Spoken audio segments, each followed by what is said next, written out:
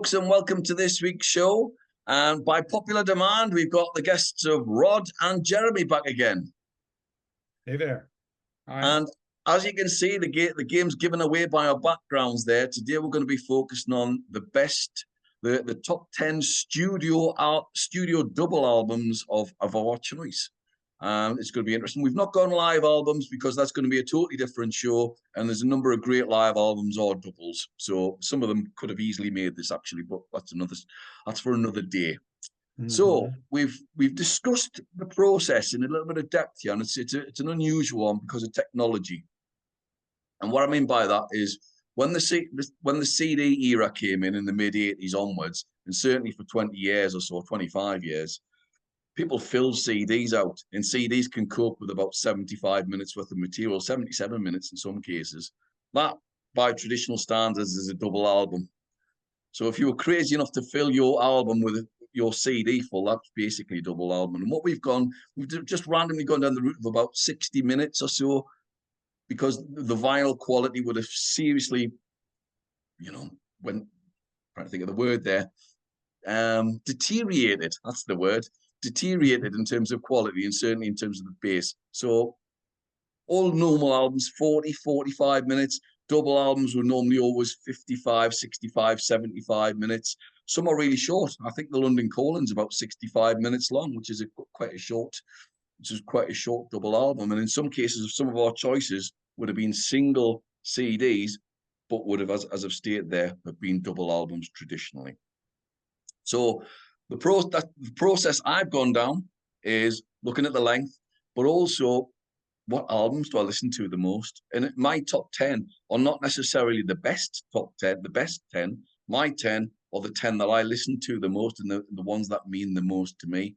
So there'll be some that's just behind me, for example, that don't make it, even though I think they're fantastic albums. And they may be better than some of the choices I've gone down. I've just gone down with the ones that I listen to the most. How about yourself, Rod?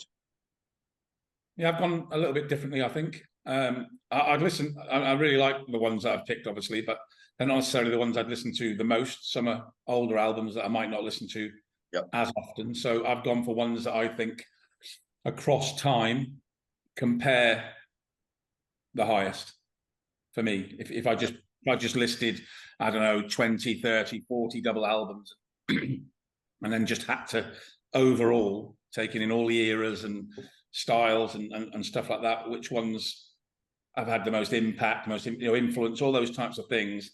And I've kind of done my 10 based on that, with a sprinkling of my own personal taste probably in there. That's probably biased me, even unconscious bias, because there probably is some of that, I guess. But I went more like a classic.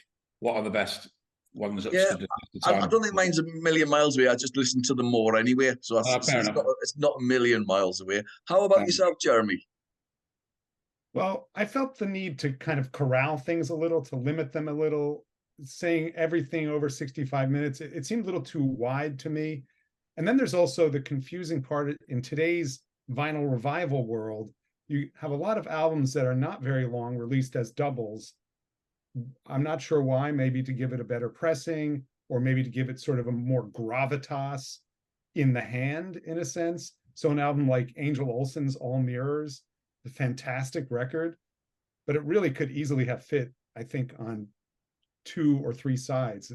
So, and I could find nowhere in the literature, if you will, that suggests that she intended to make a double album. And that's the other thing I was thinking about, was things that kind of showed intent. And when you look back at some of the early double albums, a lot of them had at least one very long or even side length song. That's something you could do. It's sort of like the playing field is bigger, so you don't have an album where there's 5 songs on one side and 1 song on the other as a single album. Love did that with Da Capo, but it feels a little unbalanced that way. Whereas with an album that has 4 sides, you can kind of play around with it a little bit more. So I was kind of looking for that sort of thing where I could maybe make a guess at the artistic inspiration and intention of the artist. And then I carved it down to a list of about 30 records. And here's the thing. One thing that really got to me was I was looking, I'm like, there are almost no double albums made by women in the traditional double album sense. The only two, I mean, there was Kate Bush. Yeah. I believe Ariel is considered Ariel, a double yeah. album. I'm not a Kate Bush fan, so that couldn't get on there. Yoko Ono made 2 double albums, one of which I like quite a lot, but it's not in the top 10. So I was a little baffled by that and a little disappointed in a sense in our cultural history because I feel like there's something about it where they restrained themselves. Joni Mitchell, I think, made 1 double album. Once again, I'm not a fan, so I couldn't include it. But I believe that there was something going on where they were not necessarily told you can't make a double album, but they weren't encouraged the way a band like Motorhead would be. I mean, practically every Motorhead album is a double album. Just put them all, you know, and they're all kind of the same. You know, so it's sort of funny. So I think there was something where they were maybe a little bit discouraged from that and felt like, oh, I'm just lucky enough to get this 1 album out. I'm not sure why, but that was a little disappointing. So anyway, I came up with a list of 30 records. It was very easy to sort the top 5, but then I was having a little trouble. So I found a website called Rank This. And what you do is you put a list of anything in it, and then you just click rank. And it's like a speed, it's like a lightning round. Left, right, left, right, left, right. You're just going with your gut. And then I came up with the top 10 that I could live with. Wow. Wow, I've never heard It that could have before. gone many different ways, but I'm very happy with the way it turned out. So Instinct's usually a good base to start. I wanted something that would show the variety that I listen to, the classics that everyone can agree on, and a few ringers, and that's how it worked out. Yeah. Yeah, well, that's interesting. When we get to the end as well, we will discuss some of the ones that didn't make our lists, and I'm sure we will have already discussed. We'll have already chosen ones that we maybe would have picked as well. So it's going to be interesting to start with. Today we're going to start with you, Rod. So what do you have in at number 10? Well, talking about intent that Jeremy was referring to, intent, and I've gone for a triple album from 1970 by George Harrison, All Things Must Pass, which there was a real intent there because obviously he was overshadowed by the greatest writing duo in history and happened to be in the same band as them, even though he was a really good songwriter, but he didn't ever have the freedom to really express himself, which I always find a shame, really, allowing that. I think that 3 of their best ever songs were written by him, which is quite ironic in itself, isn't it? I think Something, Here Comes the Sun, and While My Guitar Gently Weeps are up there with probably any Beatles song. Yet he didn't have that sort of freedom because he was just a guitarist in a band with those 2, which is a shame. So he had this freedom, first solo album, or he'd made solo stuff, but this was a solo project after they'd split up, and he just went big. And it's just a great album. It's big. It's universal themes. He became friendly with Dylan, so there's Americana in there. There's the Harry Krishna influence. It's just a spiritually sort of majestic thing as an album. It's quite cool. It's only actually a triple album because he left the jams on the 3rd disc. So the 3rd disc are all the jams from the sessions and things, and he didn't want to just bin them because he thought they were kind of valuable in their own right. So he just had the 3rd disc as a sort of bonus to the other 2, which was a genuine double album, I suppose. But obviously it's got My Sweet Lord and Isn't It a Pity and some stuff on that are, really well known songs, I suppose. But even the title track, I've made some notes about some of the songs, but I just think overall it's just such a, I suppose being in the Beatles, you're going to be confident, but it's such an achievement, I think, that album. To Absolutely. me, Hear me, Lord. It's hard to really say much more than that, except that it can't not be in the top 10 for me. Yeah, it is a great album. Phil Collins is famously on bongos on one of the songs as well. Yeah, he's unnamed, isn't he? I was starting to make notes about who was on it because there's so many people on it. Apparently, Peter Frampton, who isn't even credited. Apparently, there's people, all sorts of people. Dave Mason, right. Dave Mason from Traffic, and lots and lots of really, and like he said, he had just such a great bunch of musicians on it, as well as himself, obviously, and just the talent on the whole package is just up there with most things, really. So that's great album. That's my number 10. Yeah, forgot to say, folks, and not just chirping here. is all our albums, we've all agreed beforehand, they're all 5-star absolute classic albums, so Yeah. we don't need to bother with the ranking chart. No, that's So- right. Yeah. Sorry about that, Jeremy. What were you saying? Oh, I was just going to say, Hear Me, Lord is one of my all-time favorite songs by anybody, anywhere. I actually have a playlist that has 4 different versions of it. I just can listen to it over and over again. It really is a genius song, and it's Yeah. the Cool. definition of a deep cut, because I think it's actually the last song on side 4 on All Things Must Pass. But man, You gotta wait. You gotta wait a while. You gotta wait a while before you get there. Yeah. Oof. So, Jeremy, what have you got at number 10? At number 10, I have Scott Walker, Bish Bosh. Ooh, This was his last solo album, released in 2012. There was one album after it that he collaborated with the band Sun called Soust, but this was the last thing he did that was under just his name. It is still an album that I find confusing to listen to. It's not an easy listen. It's really his most convincing foray, I felt, into art song. It touches base with so many things I listen to by contemporary composers that are completely outside of the rock and roll scene. And when you think about his journey to that point, it's absolutely extraordinary. And he was very, very lyrically focused. In some ways, it's almost a spoken word album, although he is singing, but the focus on the lyrics is so intense that you can literally read the lyric book like a book of poetry. And practically every line has some kind of crazy historical reference that you could research in the library. It really is a kind of baffling album, 73 minutes long. It has a 21-minute song on there that I can't even say the title of because it's numbers, but he really goes all out. I think he just put everything into this album. Obviously, he didn't know that it was going to be his last as a solo album. I think he had a lot more stuff in the works, but it's just incredible. He made videos for it. And one thing I really like about it is you look at the credits and the musicians he has on there, and then you listen, and it's almost impossible to make the connection between, say, somebody's playing 5 different types of guitars on one song. You read that and you listen, and it's almost impossible to make the connection between what you're reading and what you're hearing. Like, you don't hear those sounds as just regular sounds. So it's almost like a Brian Eno or Bowie kind of thing, where every sound is crafted, or even the Beatles, George Martin, they told him always, I don't want this just to sound like a horn section. So nothing on this kind of sounds exactly like what it is. I just find it one of those albums you can listen to it 10 times and still feel like you've listened to it once. You know, you're still at ground zero with it. And I just love the idea that he could create something that's so rich, baffling, artistic, and expressionistic that it's a bottomless well of inspiration to me. So Bish Bosh, Scott Walker, my number 10. yeah, and what a voice as well. You know, that big, lovely baritone. Absolutely fabulous. Great choice, that. Well, my number 10, some people might say I'm cheating here, but I don't think I am, because it was originally intended as a double album. My number 10 is The Cure, Disintegration, which came out in 1989.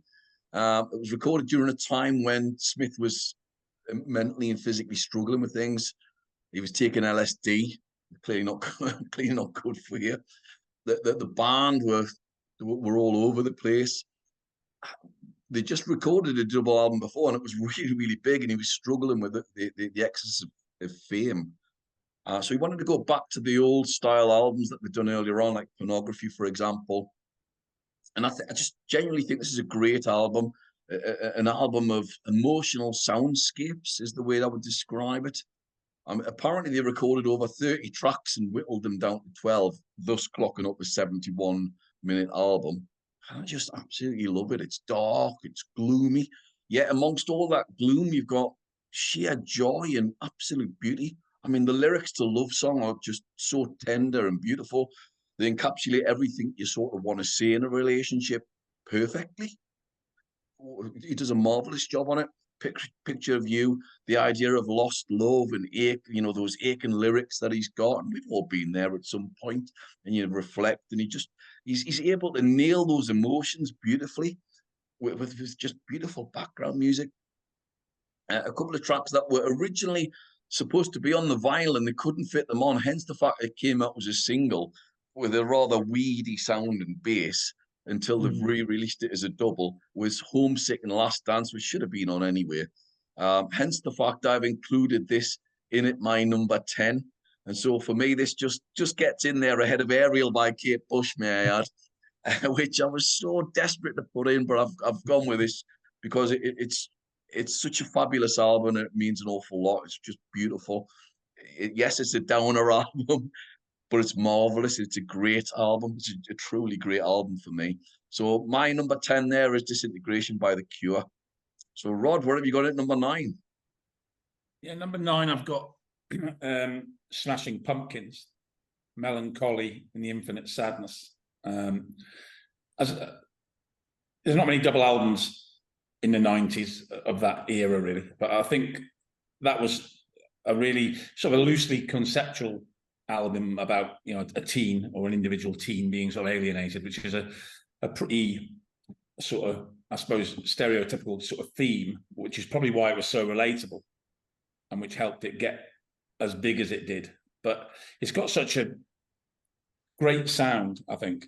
I mean, I like the Smashing Pumpkins anyway, but it's really quite varied, the album. It goes from sort of, there's a track called 33, which is a sort of a folk song, right through to something like, there's a really punky one called, what's it called? Tales of a Scorched Earth. I don't know if you know the tracks on it. So it goes from sort of an acoustic folk track to sort of a post-punk, you know, rapid, punky thing. And then in the middle of that, you've got classic poppy grunge like 1979 and Tonight, which are just almost timeless classics of that era.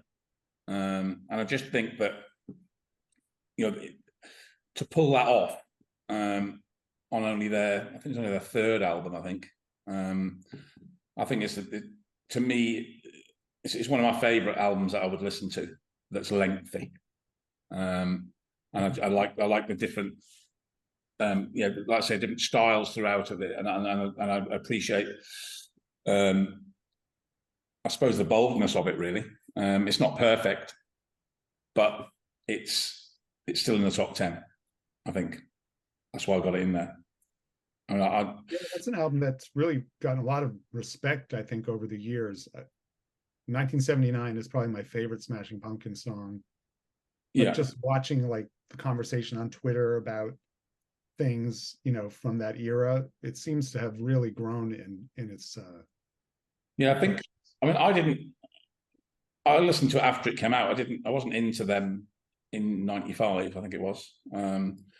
Probably preferred Pearl Jam and Soundgarden maybe, or whatever, but I still like Pearl Jam, latter Pearl Jam almost more really. But yeah, I mean, I've appreciated it, like you just said, probably latterly more. I liked 1979. I knew some of their songs, but then when I went and listened to this album, well, I listened to quite a few albums, partly because we were doing this, and then I realised that it really is, well, from my perspective, it sneaked in. You know, it really I'll is. have to go and check it out. I haven't listened to it in over 20 years. So Yeah. yeah, that's probably the same for yeah. me. My studio mate back in the 90s bought it, and we listened to it quite a bit. The only song that really stuck out to me was 1979. I didn't ask him to turn it off or anything, but I think it's worth a revisit for sure. yeah, I look forward to that. Yeah, good. Yeah, interesting choice. I love stuff like this because you think you have to go back and go listen to some albums again. So that's really, really good. Right then, Jeremy, what have you got at number 9? Number 9, my t-shirt gives it away. It is Father John Misty, Pure Comedy. This is his 3rd album from 2017, produced, as many of his albums were, by Jonathan Wilson, the two of them together, just basically playing all the instruments with help from a string section or two and that sort of thing. And speaking of the intention, I couldn't actually find anywhere where he said it was a double album, but it is 75 minutes long and also contains the remarkable song Leaving LA, which is 13 minutes long. And if you've ever seen him perform it live, I don't know how he remembers all the lyrics. It's like a story. it's just incredible. Only Dylan, I think, could go through a 13-minute song without a teleprompter. And maybe even Dylan uses one these days. I'm not sure. But I am a big Father John Misty fan. His last album was a little uneven, but the first three, I think, are perfection. And I was actually a Jay Tillman fan before he became Father John Misty. I discovered him through Fleet Foxes because he was their drummer on one album and a couple of tours. Great drummer. He's actually quite a brilliant musician in many ways. I didn't know that. I saw the Fleet Foxes. I didn't realize that. Okay. Yeah. He was there. He was on the second album, not the first album. He was on Helplessness Blues and played drums on that, backing vocals. I think they fell out on tour. They just couldn't get along after a while. But when he was reborn as Father John Misty, to me, was one of the great moments of the 2010s. I got an email from Sub Pop, and I'm like, what is this? And I've just loved it right away. And this album, it's a complete conceptual masterpiece.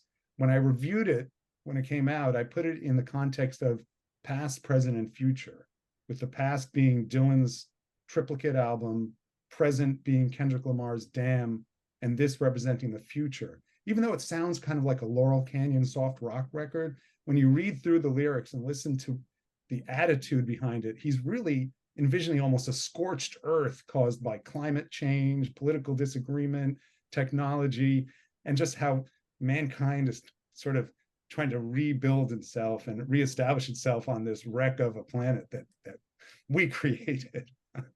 So it's filled with humor, it's filled with beauty. I just think it's an absolute masterpiece. Leaving LA is just an incredible song. The title track, pure comedy, absolutely amazing. In 20 years or so, then he's looking even further down. He's self-deprecating. He is grandiose. It's kind of got everything in there. I really think it's a masterpiece. So that's my number 9, Father John Misty, pure comedy. Right, interesting. Well, my number 9 is basically English Settlement by XTC. Just again, masterpiece. My 9 down to 5 could all move in, or 9 down to 4 could move. No, 9 to 5 could probably move in any specific order. And today, this just happens to be 9. But English Settlement, it's absolutely brilliant. It's just an exquisite album. When I got it the first time I heard it, I was thinking, well, this is unusual. I bought it for this because it had a couple of singles on, which I absolutely love. Ball and Chain is just incredible, as his senses working overtime. But it's when you get into the rest of the album and you hear some of the songs, the humor's brilliant. It's really dark, like No Thugs in Our House. It's a really catchy song, basically about a racist family, And then we've got his anti-American guns policy song with Melt the Guns, which is very clever, very humorous. The rhythm is magnificent on it. We've got other songs again that sort of or again very clever. You got English Roundabout's great, Snowman, all fantastic songs. I mean, I love Jason and the Argonauts with that weird vocals that Andy Partridge does in the background. They're just truly one of the great British bands. It's a fabulous album, and it's one of those albums, rare albums as well. There are some, and there's some that we'll talk about as well. But the album sleeves are really important, and I think XTC sort of nail the mood of the album just with that singular cover as well. That green sleeve with the horse on in terms of where they live, and it sort of nails almost the sound.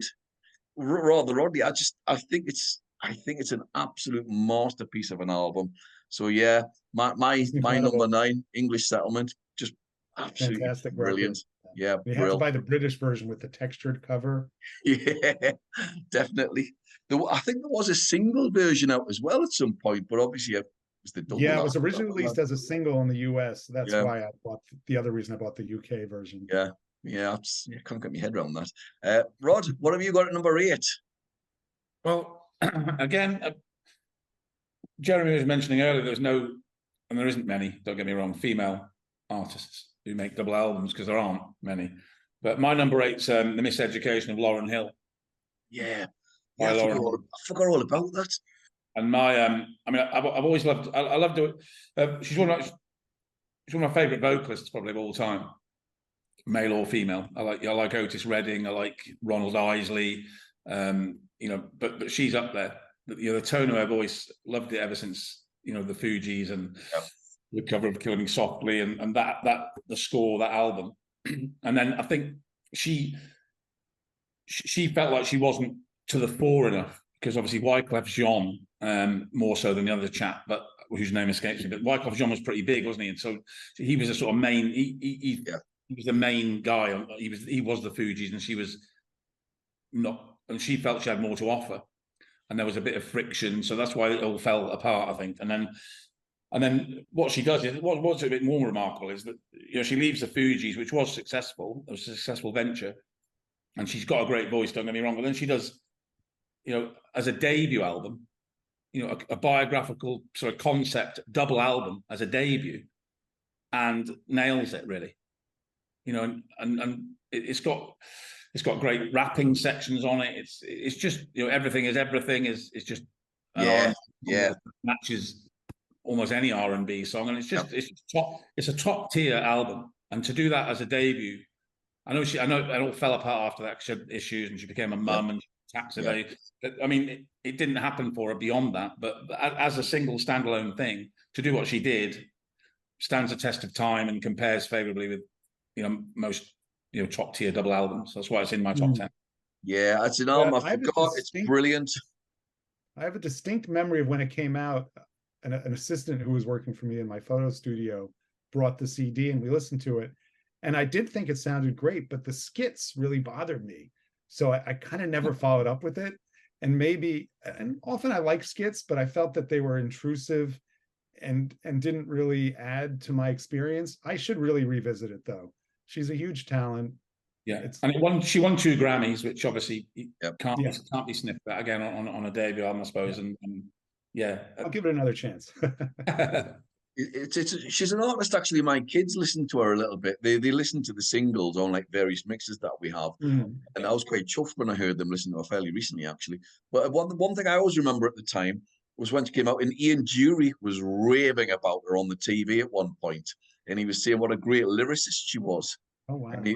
Which is one of the ultimate compliments. Yeah, very impressive. What a terrific album. Yeah, I forgot. I genuinely forgot about it. But that's great. That's a really good choice. Good choice. And it wasn't a genre, but it's neo. What became what neo soul is sort of a term, isn't it? But he grew up. You know, parents listened to classic soul, and there's a sort of a respect for that within the sound. I think, you know, because she grew up listening to all those classic artists, and that's what. And she sort of, like I say, you can see she respects those, but she's just trying to do it in a whole new style, and I think it's really well vocally. When you can sing a song which Roberta Flack does such an incredible job with, and do is just as good a version in a different take, then that speaks volumes in terms of how good a singer you are. Yeah, and she can do it live. Yeah, did it on Jools Holland, didn't she? It was brilliant. Yeah, she had some reggae on there, which I thought was nice. You didn't hear that so much in, you know, what would be called black music or R&B back then, but she put some reggae in there. Yeah, excellent. Right, Jeremy, what have you got at number 8? That's a great choice, that. At number 8, I have what used to be my number 1 Rolling Stones album, which is Exile on Main Street. Their only double album, I believe. It was their 10th British album, their 12th American album, came out in 1972. And it's one of those things that was sort of a legendary album that I didn't hear for a long time. And when I first heard it, it felt kind of impenetrable. I knew Tumbling Dice, I knew Happy, they played those on the radio. But the rest of it, it just seemed like one song after another that, did they all sound the same? It just seemed like this tapestry of sound that I was having trouble distinguishing. So I just kept listening to it though. And after a while, I fell firmly in love with it. I think that there's something about it. It may be their least self-conscious album, especially, you know, the stuff they were recording in the south of France at Nelcote, where Keith Richards was renting the place. And as I understand it, he was not easy to wrangle at that time. He spent most of the time sleeping or, you know, being just completely stoned, and would start recording late at night. And they were recording in the basement. Situation was very bad, but I think it just led to these very natural performances they're not performing, they're just playing. And they're playing the blues, they're playing rhythm and blues, they're playing, they had the Graham Parsons influence coming in, the Americana sounds, the gospel. And obviously then Mick took it to LA and put a lot of sweetening on it with background vocalists and did some stuff I think Keith was not 100% happy about, but that's the tension that makes the Rolling Stones so good. It's just an absolutely great album. I just remember finally being able to hold the whole thing in my mind and realize, that it starts with Rocks Off, and then it gets all the way to, those final songs at the end are just so great. Soul Survivor, Loving Cup, the last side 4, if you on a CD, it's different. I never owned it on vinyl, but if you look at side 4, All Down the Line, just a great song. Stop Breaking Down, a Robert Johnson cover. Yep. Shine a Light, which is just an all-time great song, and Soul Survivor. I just remember driving in the car, listening to this, and my wife and I just singing along to Shine a Light and Soul Survivor, and just like feeling like, what a great band. Torn and Frayed, Loving Cup, just incredible songs, one after the other. Sweet Black Angels, sort of like a folk, almost a sketch. And obviously when you have a song like Tumbling Dice, it's just one of the great singles that they ever released. I think it's absolutely incredible. You can get into the lyrics. Mick has some very clever stuff. Rocks Off is just kind of hilarious. I can get my rocks off while I'm sleeping. It's just, the rich man's blues, if you will. Hilarious, funny, moving, experimental even. I just want to see his face, just kind of very abstract. They never did anything like that before. When you look at, Sticky Fingers is an album where it's obviously intended to be a very perfect album. Everything is very tightly controlled. Whereas this one, I think, was just kind of like splattered out there. And it's just a masterpiece. I don't know if the Beatles' White Album, which I'm sure we'll be talking about later, if that gave them a little more permission, but it was 4 years later. Yeah, but quite a gave long a lot time of in people those days. permission to say, we're going to have all these different moods and even different levels of arrangement, perfection, and looseness on the same album. So Exile on Main Street, what a fantastic record. It's now my number 2 after Sticky Fingers, but it's still a great album. I think it's still my number 1, and it is my number 8 for today is Exile on Main Street. So there you have it. We've got a bit of symmetry going on there, and I don't have much more to say because you've said everything I really want to say. But this is probably Keith's album, isn't it? It's I've got a few notes here that I did on another show at one point. It's definitely the dirtiest and bluesiest album that they've done. Tom Waits apparently describes it. This record is a watering hole, and ranks it as one of the greatest albums of all time. Again, that nice mix, as you've said, the rockers, like Rocks Off, Rip This Joint, All Down the Line. Then the soft country like Sweet Virginia always makes me laugh. Lovely song. Blues Boogie, Tumbling Dice, Loving Cup, Sweet Black Angel, all great. I absolutely love their interpretation of All Down the Line. It's just brilliant. Nicky Hopkins and Ian Stewart on piano. Apparently this is the album that Bill Wyman and Charlie hated because of all the process and the length it took them to record it, and the fact that most of them were on the heads of most of the time, recording a dingy basement that they had. But the dingy basement is what gives it that sound. I have to say the recent remasters have been brilliant because they've really cleaned it up, but still kept that dirt, if that makes any sense. So you've still got the overdriven amps and the mics going in the red, and that gives it a great sound. It's just a perfect dirty blues Stones album, and I believe Jagger's not a massive fan of this album. It's not. They don't play many songs from this album when they tour, and it probably often the singer gets the right of way in terms of what songs you're going to do.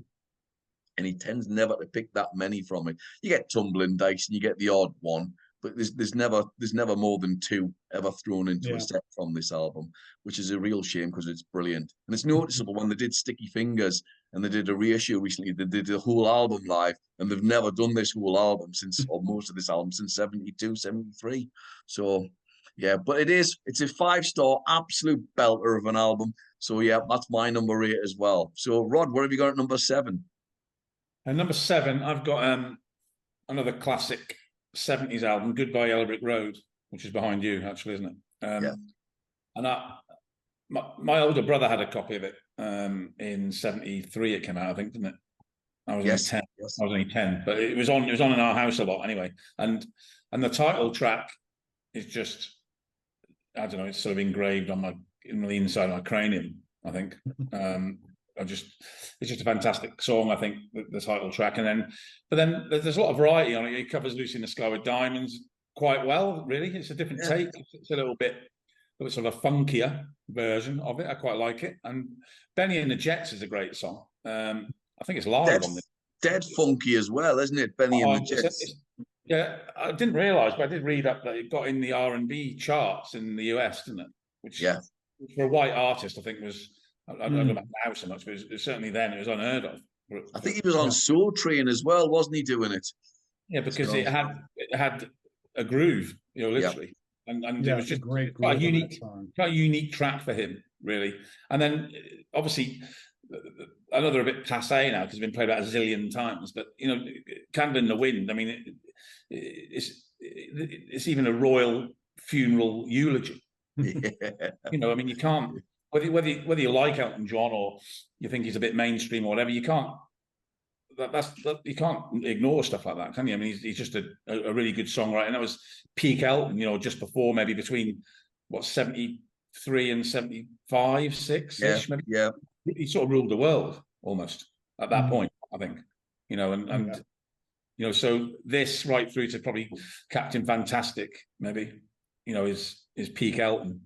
So it had to be in the 10 somewhere in my eyes. So that's why it's my number 7. It is a great album. There's so many great songs on that album. Saturday night, he stuck a Rocky one in there, hasn't he? Saturday night as well. Yeah, I think every song practically was on the radio when I was growing up. It's just about that. Top album. I've seen him on the last tour and he did it. It's just brilliant. It's great. It was great live as well, I have to say. Jeremy, what have you got at number 7? My favorite version of Benny of the Jets was Biz Markie doing it with the Beastie Boys. Absolutely incredible cover version. I saw them do live. I think Biz loved that song. Really I can't imagine it. Had fun. Yeah. What have you got at number 7 then, Jeremy? I can't imagine that. What you got at 7? Number 7, I've got Black Moses by Isaac Hayes. It's his second double album, actually. Shaft came out before. Shaft is a soundtrack and a really great listen. And it's all right. Some snoozier moments on it because it's, just part of the scenes of the movie. But I like that album a lot. But Black Moses, I think, is one of his purest expressions of symphonic soul. I mean, Hot Buttered Soul is fantastic. To Be Continued is also great. But putting it across a double album, when you listen to it in sequence, it just builds and builds. By the time you get to the end, it's almost overwhelming, the power that he brings to it. The last song is, he's got the song Part-Time Love begins side 4, and it's just a super funky groove where he's had a lot of ballads on there. So when he gets into this groove, you're just like, yes, and it hits so hard. The band just digs into everything. I mean, he was a genius producer, arranger. A lot of the times he's directing the band, from the organ or the keyboard that he's playing. Just kind of, if you've ever seen the clips of him in the studio, he's in absolute control of everything that's going on. A lot of the times he would record the rhythm tracks in one session, and then they would go and they would put the strings on there. So it's all very, very deliberate just to create this atmosphere. And I think it's so interesting that somebody who was one of the greatest songwriters of all time, I mean, he wrote every other single that Stax released. I'm not going to say everyone, but he co-wrote all those songs. And then he became this interpreter. And I think that's just because he felt that there was something in these songs that he could bring out. And when he does They Long to Be Close to You, which is a Carpenter song, stretches out to almost 9 minutes. He heard something in these songs. He heard something in Burt Bacharach songs that weren't in the original recordings. Well, his version of Walk On By goes on forever. Oh, it's absolutely incredible. And then, you know, he can really do great with a ballad. For the Good Times, which is a Chris Christopherson song. I think Elvis sang it. A lot of people have sang that song. It's sort of a country rock song. But Isaac Hayes, nothing is foreign to him. He just brings it all into his universe.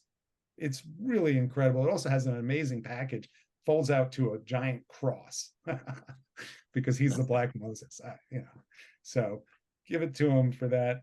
But it really, it's one of those things. I was expecting it to be an instant hit after, because when I first heard Hot Buttered Soul, I almost couldn't believe what I was hearing. Because growing up, all you heard was Shaft.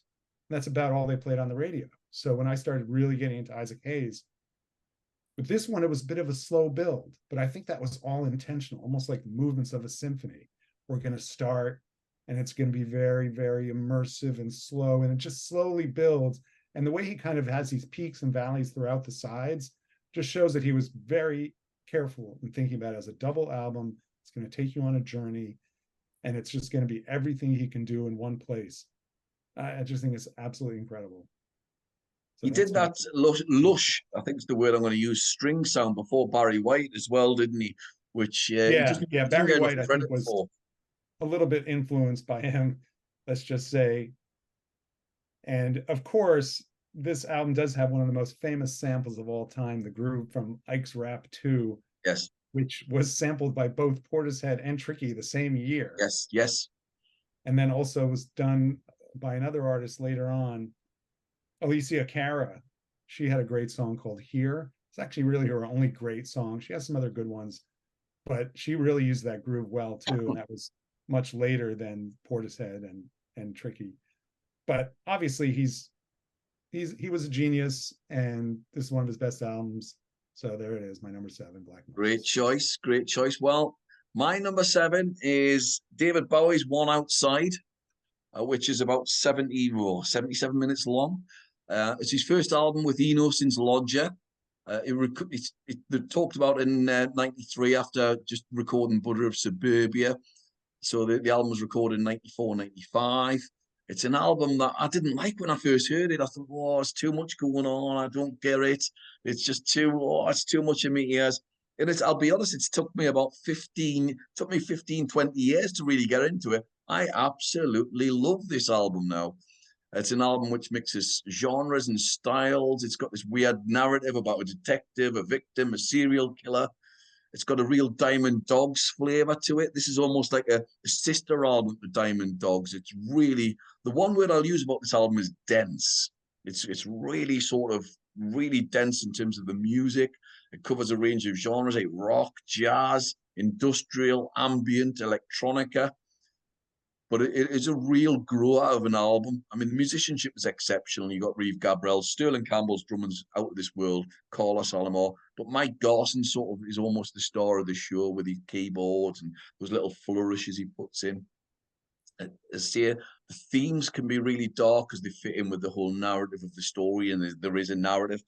You know, you got Outside's a great song, Heart's Filthy Lesson, Strangers When We Meet, so a beautiful song which he'd done on the previous album. The Motel, I've Not Been to Oxford Town, We Prick You. I'm Deranged is one of the best songs I think he's ever recorded. The real shame to me is that he didn't then go on record parts 2 and 3. I saw him on the tour, and at the time, as I say, I didn't really like the album, so I went there and I was like, "Wow, this is a great gig," but I'd seen better. And then I've seen him later on in 2002, 2003, and he was unbelievable. But at the time, I was thinking, yeah, it's good, it's clever. Now I'd give me right on to go and see that tour again. It's just one of those things. And again, of course, Morrissey didn't bother turning up, but that's another story. Yeah, absolutely marvelous album. 5 stars, top draw. That's my number 7. So, Rod, where have you got at number 6? Great choice. Thank you. Yeah, number 6. I've got. I'm not a big early prog rock fan. I'm not really a prog rock fan overly, but I've got The Lamb Lies Down on Broadway at 6 because it obviously their albums before that, I kind of appreciate Supper's Ready and songs. You know, they've got some good songs. You know, technically musicianship's great, and didn't really float my boat. But again, as my older brother, who's responsible for a lot of stuff of round out his era, he had this album, and I used to play it, and I just, for some reason, just clicked. I really liked it, and it's more accessible. I found it more accessible, I suppose, than other prog rock stuff that I'd heard, I suppose, in the 70s or early 70s. And I think that's what maybe, and one of the songs, Carpet Crawlers, is probably one of my, it's a real favorite song of mine, really, of all time. It's just sort of Gabriel on a stick, really, that song. Yeah. But they were falling apart at the time, weren't they, the band? And yeah, and it was Gabriel's idea, it was his concept, and they didn't really buy into it, especially, I think Tony Banks especially. Yes, Tony Banks he's the one who doesn't really like it, and Phil Collins describes it as his favorite album. I think it's the best Peter Gabriel Genesis album for sure. Yeah, he didn't think it really worked, the concept, but there was a lot of friction at the time. I think Gabriel was already kind of thinking about leaving, and then he did actually leave during the touring of it, I think, and all around that time it was pretty fractious, and he'd had offers to go and do movies in Hollywood and things, and film scores and things that were just outside of what Genesis were doing. It never really transpired. He ended up actually, you know, leaving and then making his own solo career on vinyl. But whether it works or not, which it might not really, the concept might be a bit too silly, you know, the whole urban rail, the Imperial Aerosol Kid, and he just tried this urban tale, really. But there's some really good songs on it, and it's just got a unique sound to it, and Gabriel's vocals are fantastic. Flying a Windshield, Cuckoo Cocoon.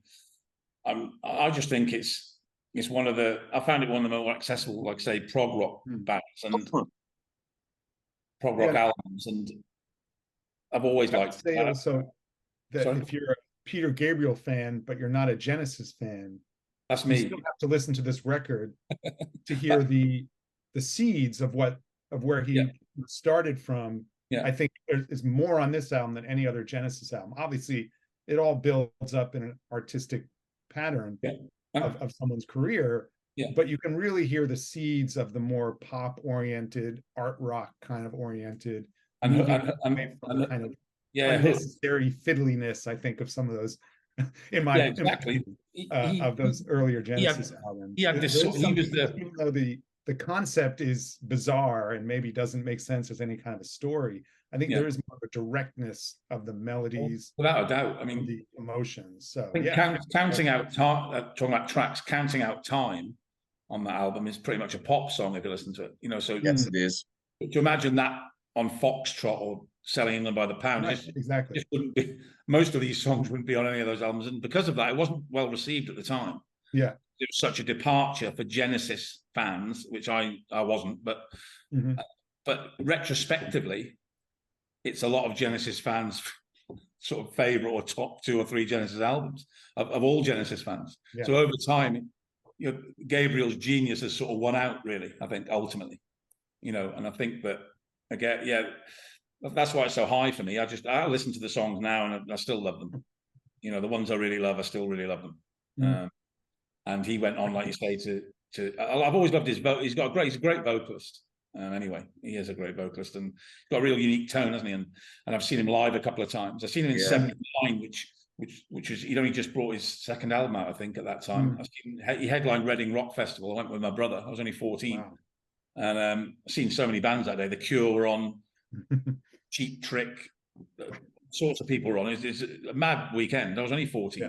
But I remember Gabriel vividly because Phil Collins came on and performed Mother of Violence with him and a couple of other songs. No Self-Control, I think.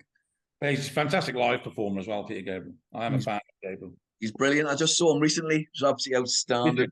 I'm a huge Peter Gabriel fan. My retirement again or something. Is he still good? He's still brilliant. He still tells stories. You can tell he was from Genesis because the new album is basically got a concept to it. And apparently he's already halfway through the next one, which is another concept album about the brain, which is a bit, there you have it. That sums Peter Gabriel up to a T. Breaking Man. So Yeah. So it's a worthy number 6 for me. it's an incredible album. Jeremy, what have you got in at number 6? At number 6, I have Ornette Coleman, Oh, In All Languages. oh, we've gone jazz. Oh, wow, excellent. You have gone jazz, and not for the only time in this episode. Right. I'm a big Ornette Coleman fan, and this album was such a mind blower when it came out. In 1986, he was kind of drawing together everything from his career in one place, because it's got two sides, one featuring the original quartet that he played with back in the day. I'm talking about Charlie Haydn, Don Cherry, and Billy Higgins. This was his original quartet. They were all still alive, and they were all still at the top of their game. And they go through and they play these incredible songs, all written by him. He's one of the best jazz composers. Melodies are indelible and often very joyful, I find. The interplay between the instruments, and also because this was recorded later, than the sound quality is absolutely beautiful. You can really hear like every like interplay between the bass and the cymbals, totally involved. Then you get Primetime, two sides of that, which is his electric band from the time, performing many of the same songs. So you get to hear Peace Warriors twice. You get to hear, Space Church, Continuous Service. You hear them in these two different styles. And the electric band is just incredible. He played sax and trumpet, obviously. He also had his son, Donardo Coleman, on drums, who also added a lot of production electronic stuff to the sound. Calvin Weston, the second drummer, two bass players, Jamaluddin Takuma and Al McDowell, and then on two electric guitars, Charles Ellerby and Bernie Nicks. Just an incredible, these people were so fearless and free, but they worked together. And, I don't know if you know the whole story about how he created this form of music called harmolodics, where it's a kind of approach to free improvisation that somehow adheres to the composition while they're just going completely bananas. So the sound is just absolutely fantastic. I got to see him around this time with Primetime. I mean, just one of the greatest composers, players, and the vision that he could create these compositions that work in such different ways on the album. It really just blows my mind how good it is. It fits on one CD, but I still remember my brother getting the album, and I taped it from him. It was obviously on four sides. He did go on to make many more really good albums, but I think there's something about this that just culminated. If there's one Ornette Coleman album that you want, I mean, obviously Free Jazz is the classic from the early days, but this sums up so much of what he did and so much of why he was important. So I'm a huge fan. That's my number 6. Yeah, great choice. Wow, I'm loving a bit of jazz thrown in. Obviously, Miles could have been one of my options, but there you have it. That might get mentioned. Yeah, great choice. Well, my number 6, and again, I've got it number 6 now. I feel wrong to have it so low. This was Elton John's favorite ever album, and George Michael's. It's Stevie Wonder's Songs in the Key of Life. It's just phenomenal. I mean, what can you say about it? I've recorded it in a really sort of heavy period of recording where Stevie would be up till 3 o'clock in the morning. All the musicians had gone home, and then he'd call them back again an hour or so later to come back and record again. There's hundreds of guys on this album, but it's an amazing album. It's an album that sort of covers a wide range of themes in terms of social conscience issues, love, fatherhood, race. It's all there, encapsulates everything. There's so many songs. I mean, last night I was at a wedding. We were dancing to Sir Duke off this album. Everybody knew the song, knew the lyrics, were dancing away. It's just brilliant. I mean, so many great songs. I Wish, Ours, Pastime Paradise, Saturn, which was part of the EP. So it wasn't just a double album, it was a double album with a bloody EP. For God's sake, he was that prolific. Village Ghetto Land, isn't she lovely? The album has been sampled to death, but it's brilliant. The musicianship, again, some top men on it. Nathan Watts' bass work is outstanding. Hmm. I love the fact that the drummer's called Raymond Pounds. Like, could not be a more apt name for a drummer. We've then got Herbie Hancock and George Benson on it, two of the top jazzers, brilliant musicians. I don't think he ever reached the heights again. He did a couple of great albums after this, but this is the pinnacle of Stevie Wonder. Absolutely. This and Innervisions for me are the big two. And Yeah. I mean, he did 4 or 5 great albums, but this is wow. This is a wow album. It is just beautiful. And one other quick point: the production is beautiful on this album. It's one of those you listen to it through a good system and it sounds amazing. It sounds like it could be recorded today. The sound quality is exceptional on it. So yeah, I feel I've not done it anywhere near the justice that it deserves. There's Stevie Wonder, Songs in the Key of Life. Just I was disappointed that my ranking, my gut instinct ranking system did not allow this one into the top 10. It really is a great album. There's that one song that's kind of like a history lesson where the kids are shouting. Yes. I don't really love that song. I think that may be why, when it came to ranking it, but every other song on it is so incredible. I love that song and brilliant. Another Star. It's just so incredible. I mean, what a performer, what a singer, songwriter. And it's funny, if you go back and look at some of the reviews from when it came out, like Rolling Stone and stuff, they lambasted his poetry, his lyrics. It's bizarre. He was one of the greats. Oh wow, that's really, especially in the 70s. Yeah, you know, wow. Yeah, what a run he had for music. Yeah, he did. He had a great run, an absolutely incredible run. So yeah, Rod, what have you got at number 5? Number 5, I've got from 1968, Electric Ladyland by Jimi Hendrix, because, well, he's Jimi Hendrix, isn't he? Really?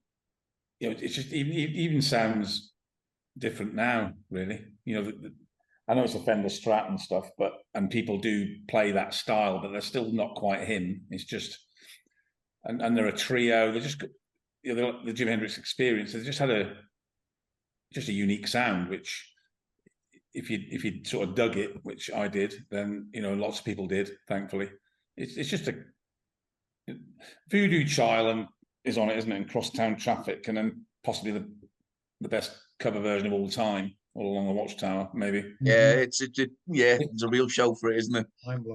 And it was his last album, wasn't it? Because of what transpired and everything. And I suppose at least it's a great way to go out. I suppose it's a classic double album, and even had a controversial cover thrown in, didn't it? I'm not sure in the US didn't have Nude Women. Did the US have a different cover? The US had the cover behind Sid. Right. Okay. The proper one rather than the Nude Women.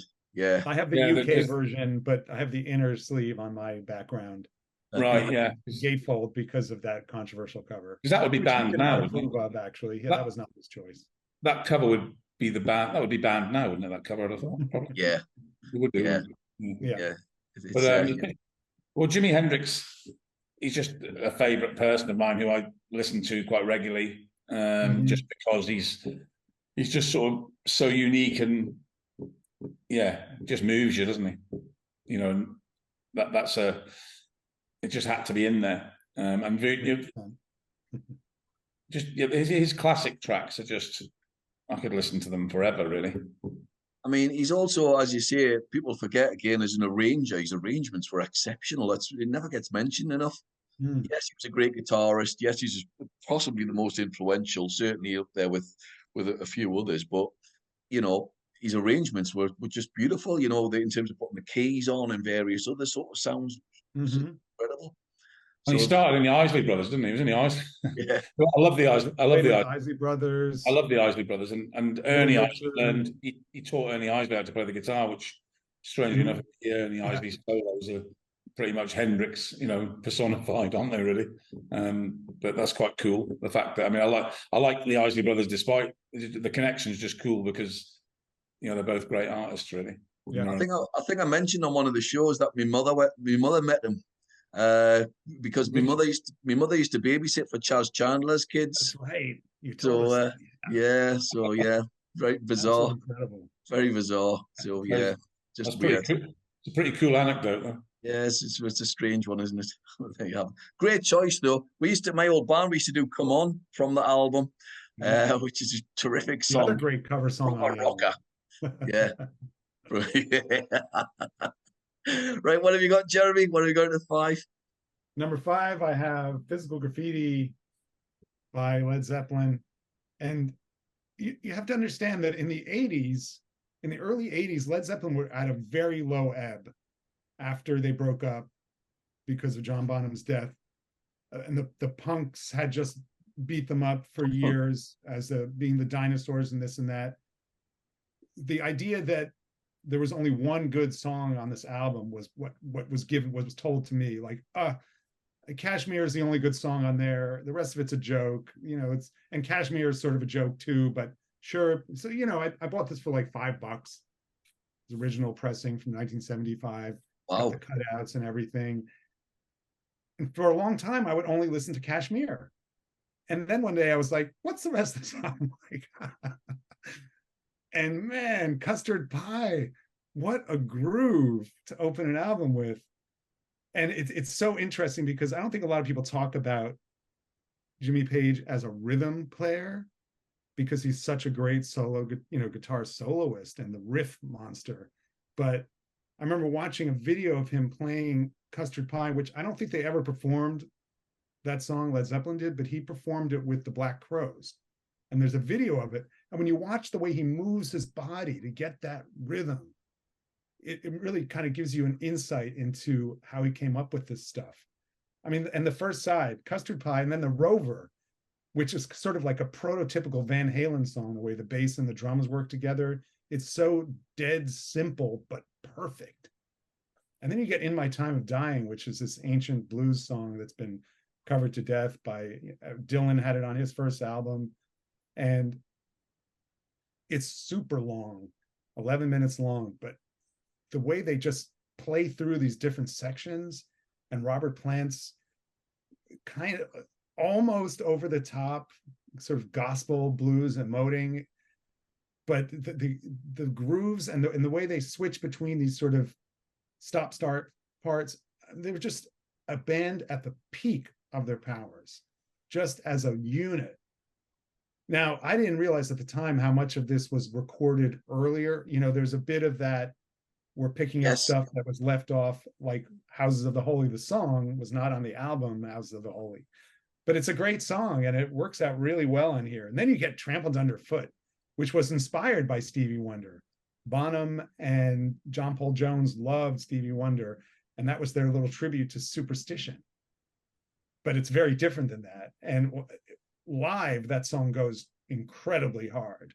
When they're in the solo part of it, it's just like blocks of sound. They really get into the groove of that. And the lyrics are kind of a clever take on Robert Johnson, using the double entendres of the car and the woman. Very, very clever and fun. Kashmir is obviously a freaking masterpiece. I could listen to that for 18 minutes, not just 8. I think they recorded 3 sides and then they realized that they needed another side, so they used that's right. tracks like Bronio, for example, that they hadn't made it. Yeah, that was albums. An outtake from 1970, in fact. Yep. But I'll just say that the thing about it is that it's so good and so powerful that it's almost overwhelming. By the time you get to side 4, you're like almost exhausted. So it did take me a little while to fully appreciate side 4. For a long time, I thought it was weak. That does have a lot of the outtakes and earlier stuff on it, but Sick Again is a great song to end with. Yep. Night Flight is on there. The Wonton Song is another great, like, how does he just keep coming up with these riffs? I love Boogie with Stu, but there you have it, Boogie with Stu is just fun.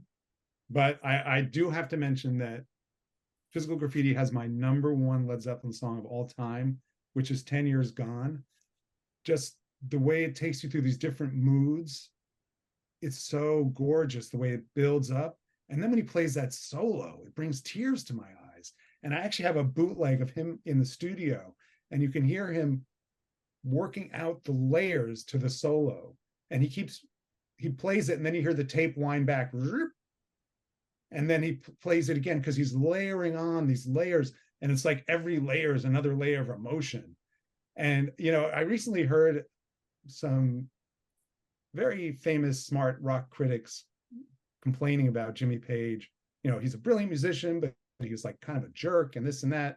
And I'm like, you don't play a guitar solo like that unless you have very deep emotions and you have loved and you have lost and you have been through it. You can't make that stuff up. It's just such a great song, 10 Years Gone.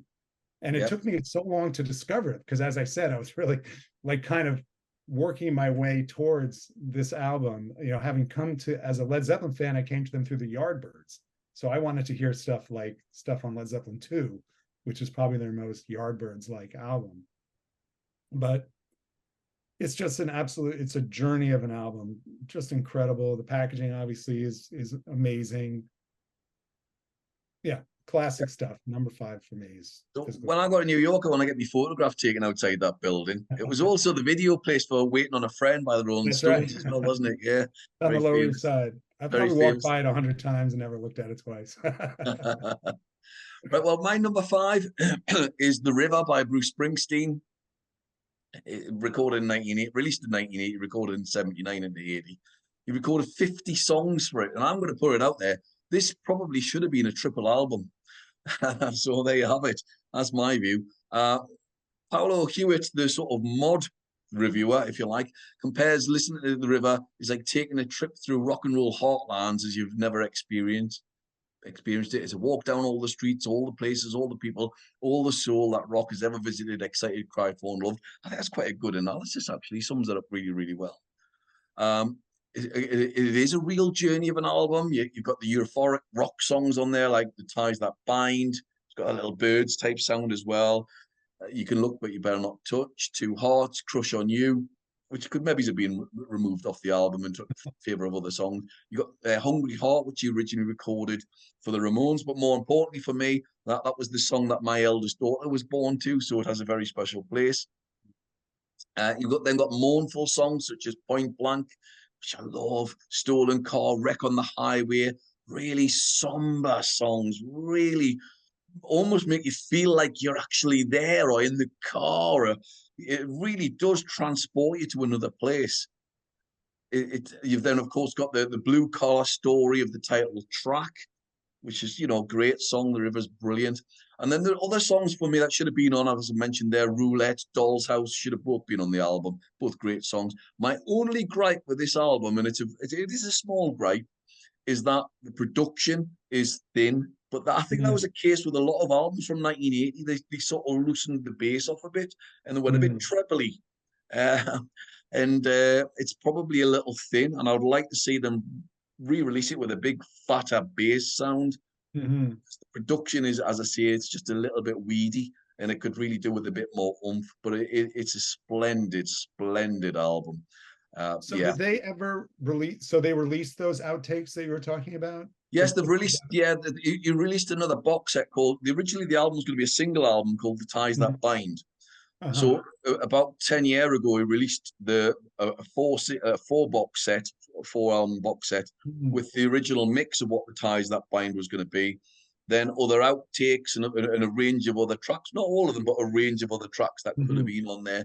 And there's a good 5 or 6 tracks that could comfortably have been on the album. You know, you could have probably squeezed out a triple. You know, sure he could have done. Maybe in 2030 they'll release the 50th anniversary, and it will be remastered, remixed with all the extra songs. Your dream may come true. I'm sure they'll do it. Well, Rod, where are you going at number 4? Is it 4 or 5? 4. Yeah. Well, number 4. I probably haven't got so much to say because I think it was your 6. I think Songs in the Key of Life is my 4. And much as like what you've said, what can you say about someone? He's a songwriter of the ages. He's just top tier. Everything he does, really. He's just a genius, isn't he? And that's his masterpiece, I suppose. I mean, there is Talking Book and Inner Visions. Like you say, he's done other good albums, but to bring a double album out of that quality, it's timeless. It's classic. It's all of the above. It's referenced. It's influential. It's yeah, sampled. I mean, Yeah, you can just see why. I think so. Was it one of the rock websites ranked this as the greatest album of all time? You can see why. or You know, possibly, yeah, possibly. I mean, yeah, I mean, it's in the It's an argument. argument you can make for sure. It's an argument you could make. It is, and that's why it's so high for me. Like you say, I've said Duke and Az. I think Jeremy mentioned Az. I love Az, and another star for that matter. Pastime Paradise, which is another hit for. Was it Coolio or something later on? I think was yeah, it something like that. He Yeah, turned it into a rap sort of rapper version sort of it. Gangster's Paradise, wasn't it? So yeah, changed it. Paradise, yeah. Used the same sort of Yeah, song basically. basically the same song, I think, isn't it? Well, basically the same song, yeah. But he must have got permission, I'm guessing. But Mhm. it's just such a it's I don't think we mentioned I Wish, which has some of the best lyrics on the album. God, Oh, why it's didn't- so No, I the haven't. funk on that song is so. Can't believe I've incredible. made a list. I can't remember. I can't believe I didn't write down I wish. But yeah. well mentioned. That's worth a mention. Yeah, but the whole thing's just great, isn't it? Mhm. Yeah, that's my number 4. Yeah, magnificent, as we said, choice. Right, Yeah. brilliant. What have you got at number 4, Jeremy? Number 4, I've got Bitches Brew by Miles Davis. That's the one. It's just an incredible tapestry of sound. And it's one of those records where I loved In a Silent Way. That was my chill out after, come home from high school, a day of social interaction and just so much stuff going on. Put on In a Silent Way and just let your mind go with it. It's sort of one of the first ambient albums in some ways. But then I heard Bitches Brew and I could not find my way into it. I would put it on like year after year and it just felt like randomness. I could not find anything in it. And I'll tell you what happened when they started putting out those CD box sets of Miles Davis. I don't know if you've seen them. They have these beautiful like metal bindings and they're just absolutely extraordinary. And so I got one of those. I got the one that I think Live Evil is based on. And then for my birthday, or maybe it was for Christmas / Hanukkah, I got the Bitches Brew box set. And we put it on. My parents gave it to me. They were over. We put it on. And at the time, I don't know if you know this, but I have had a tragedy in my life, several, but the biggest was that my son, my first child, died. Oh, no. I'm sorry to hear that. Yeah, he was 2.5 when he died from a brain tumor. Oh, dear. So a lot of things that are attached to him obviously take on special significance. And this is one of my happiest moments. He was really into music for a little kid like that age. He would really like zone out on things, and you could tell what he loved. Like he loved Bob Marley and Leon Parker, the jazz drummer. He loved a lot of different music. Lucinda Williams, he thought that was an album that he just sank right into.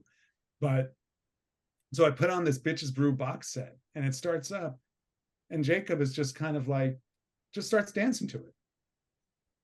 And I was like, oh, wait a minute. There is a rhythmic pulse. Do you know what I mean?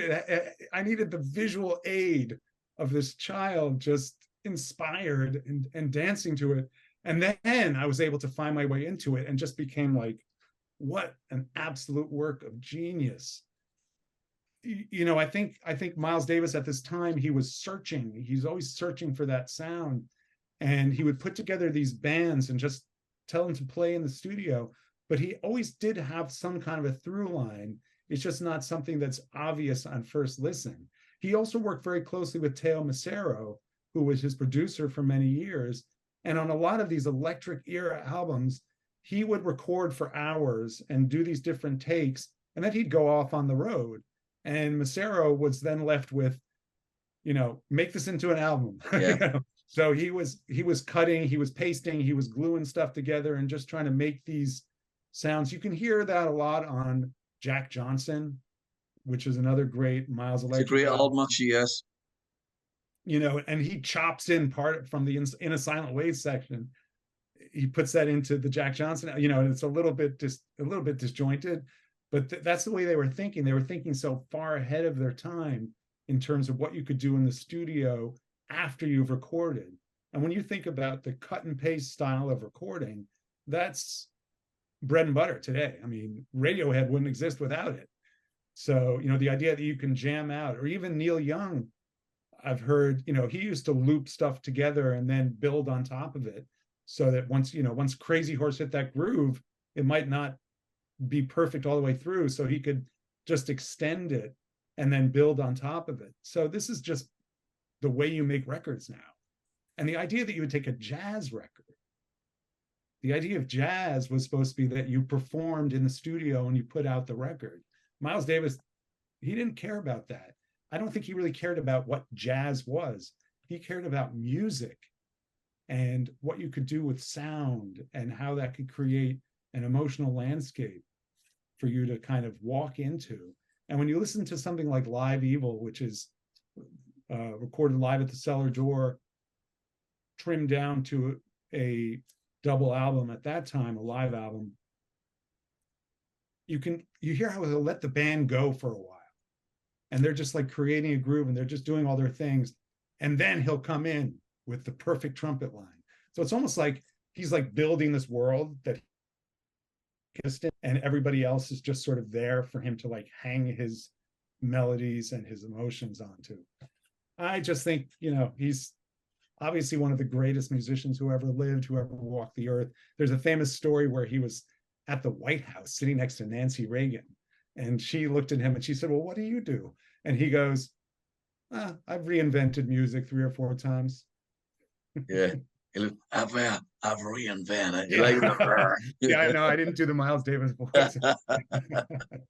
But he's one of my top artists of all time, just a pure artistic hero. And Bitches Brew is my number 4. My number 4 is the same as Rod's number 6. So we've got roles reversed, yeah. Is The Lamb Lies Down on Broadway. I am a massive Genesis fan. So folks, go and watch the Genesis show that we've done. We've done a top 10 songs and we've ranked all the albums. So go and watch them. Without trying to give the game away, The Lamb Lies Down on Broadway, it's a 5-star album. It's unbelievable. It's just, it's one of my favorite albums. I'm a big prog fan and I genuinely just adore this album.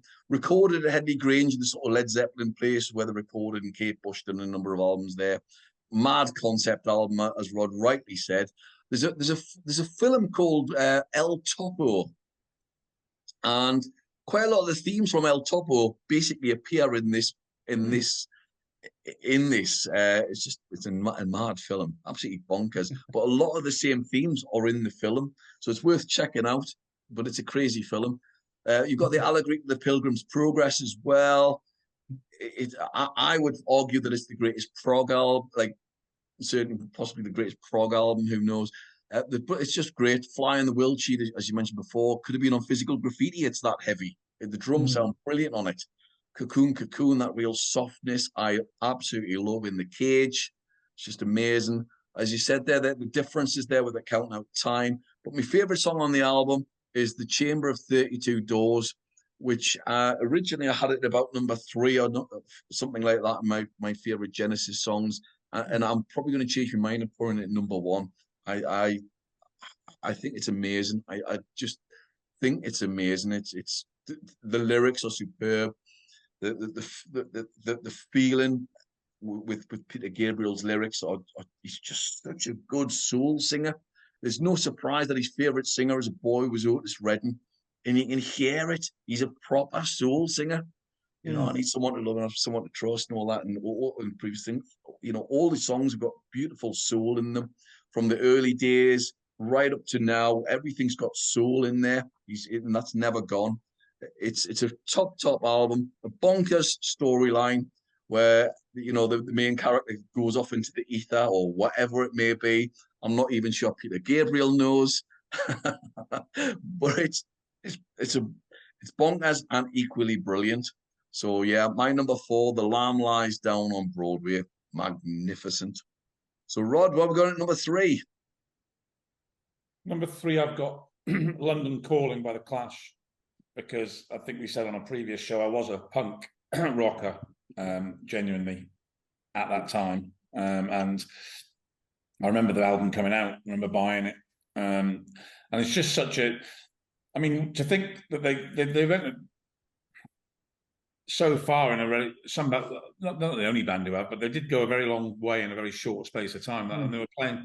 They were an out and out sort of, or if you don't take the 101ers, once they were The Clash, they were a punk band playing pubs in, 2 years earlier almost, and within 5 years certainly there were global stadium fillers, you know, a la U2, REM, kind of Led Zeppelin, you know, that size, weren't they? You know, and it's amazing that they did that in such a short space of time, and went from, say, the debut album to this, which is a real mixture of styles. You know, there's great reggae tracks on it, like Guns of Brixton. You know, my favourite songs are probably Death or Glory, Clamp Down, Train in Vain, the title track. It's a fantastic album. It's just, and the Clash, you know, Joe Strummer's got, you know, he's not the best vocalist in the world, but he's a good vocalist for them, Mhm. and they've got their own sound. You know, they're just they're unique, really, aren't they? And but they're not, sort of thing, because because the Stones, I mean, there's lots of rock bands that have, you know, came before them who are great bands and everything, but they still managed to come out of a sort of a nihilistic let's kill music movement, Yeah. but then were actually a great band who wrote great songs. You know, and I think they're the best of that. There's plenty of other good bands, but they're probably the best, which is why they became the biggest, I suppose. You know, and I just think it's a worthy, you know, top 10 album. Because I'm a punk, I'm probably a little bit biased. Maybe it's that high, but I've listened to it since it came out in '79, and I still listen to it. And incredible. I'll carry on. I'll carry on listening to it. No, I love that album. You know, it's another one that I was a little surprised didn't make it into my top 10, but it could have. It's just an absolutely incredible album that I still remember the day I got it, just listening to it, going through all the changes, being so surprised that they could do a tender ballad like Lost in the Supermarket. Yeah. It really just, you know, got you in the heart. And Brand New Cadillacs, what a badass cover song that is. It's I think it's way better than the original, to tell you the truth. It just rocks. And Guns of Brixton, I mean, Paul Simonon, you know, it's the one song he wrote, I think, at least on those first 3 albums, and just gives you a classic. I saw them live around that time, 1980 or 81. I can't remember, you know, when they did the big thing at Bonds. Yeah, 81, I think it was. 13 nights or whatever. Consecutive nights. I could not take my eyes off Paul Simonon. One of the coolest human beings ever have walked the earth. Yeah, they're definitely a cool, excellent band, aren't they? Yeah, what a great choice. What a great choice, I will say. What have you got at number 3, Jeremy? Number 3, I have the Beatles, sometimes called the White Album, but it should just be called the Beatles, right? But this is one of those albums that I've gone back and forth on for so many years. As a kid, it was so confusing because there were so many different things happening on it. When you had a song like Revolution 9, which is more of a collage, it's a tape collage, and it, you know, but it's stuck in your mind in a way, and it became almost a film in your head. You know, the soccer match clash, you know, the soccer audience clashing, and just all the different little things people would say. It made you feel displaced and disoriented. But you could also have a kid's song on there like Obla Di Obla Da, which, you know, is just a happy tune that you sang along to. And then you'd have the deep songs like Happiness is a Warm Gun. Where's he going with that? While My Guitar Gently Weeps. Back in the USSR is obviously Paul McCartney taking a rip at the Beach Boys and just kind of demolishing them. Who in turn took a rip of Chuck Berry. So it's oh yeah, absolutely. And songs like Glass Onion, I mean, that's, you know, they're inventing art rock before your very ears. I listen, and then there were times where I would edit it down, put on only the good songs on a tape. But after a while, I was just like, you just have to accept it for what it is. It's just the Beatles doing what they did at that time. And when you think about how many of the songs, however, are just extremely well-written songs, and this is one of the few songs where they played through almost all the songs, you know, the Escher demos. So they really, I think they worked on them in a different way than they had previously. You know, they were at George's house and they just would run through the songs. And I think that's how they, you know, those songs that are so tightly composed, That's how they got them to be just these classic songs. But you also have a song like Long, Long, Long, which very rarely gets talked about. It's George Harrison's song. For the longest time, I just thought it was this abstract cloud of, that was almost half there. But after a while, after hearing things like Fleet Foxes, other things from the 2000s and 2010s, I realized they kind of invented this sort of weird folk, or what I mean, avant-garde folk music on that song. And it's just, now I hear it and it seems completely solid to me. So the idea that you could listen to something for 30, 40 years and you're still finding something new in it, absolutely incredible. And people who are saying, you could say Revolution Number 9 is not a Beatles song, it's not a song.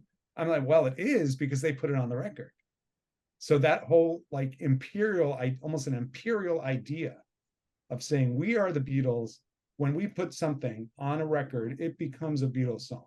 So we can take a Stockhausen like tape collage and we put it on here, and now that is a Beatles song, and we are giving it to you to expand your musical horizons. And at the end, that song Good Night, Night's beautiful. Supposed to be a lullaby, but it's also kind of terrifying in a weird way. And I think Lennon had originally conceived of it as it was going to be for a TV commercial of some kind, and then Star, just the way Ringo sings it always kind of scares me a little bit. Yeah, really, I love it.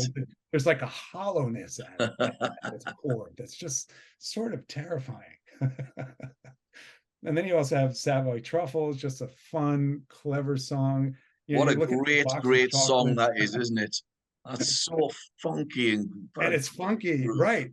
I remember saying to somebody once, the Beatles introduced you to every kind of music practically. I mean, Obla Di Obla Da is a ska song. Yeah. That was inspired by that. So you could lead off into that and become a fan of Jamaican music. It was a number one in the UK with Marmalade, if I remember rightly. Yeah. And then there's this whole idea that Your Blues was kind of a joke on British blues, but I find it very powerful and a moving song. I think there is real pain at the core of it. And the production of it is also incredible, because there's like it sounds like this very straightforward song, but then after a while you realize there's 2 drum tracks on it, 2 separate drum parts. And it almost sounds like they're in different points of the sonic field. So even though there wasn't as much like processing and stuff as they did on Sgt. Pepper's, they were using the studio to its fullest extent with George Martin, their willing colleague in that. And then you got Everybody's Got Something to Hide except me. I mean, except for Me and My Monkey. Just a blast of a song. Love it. Helter Skelter, brilliant hard rock song. It's just got everything on it. Proto metal.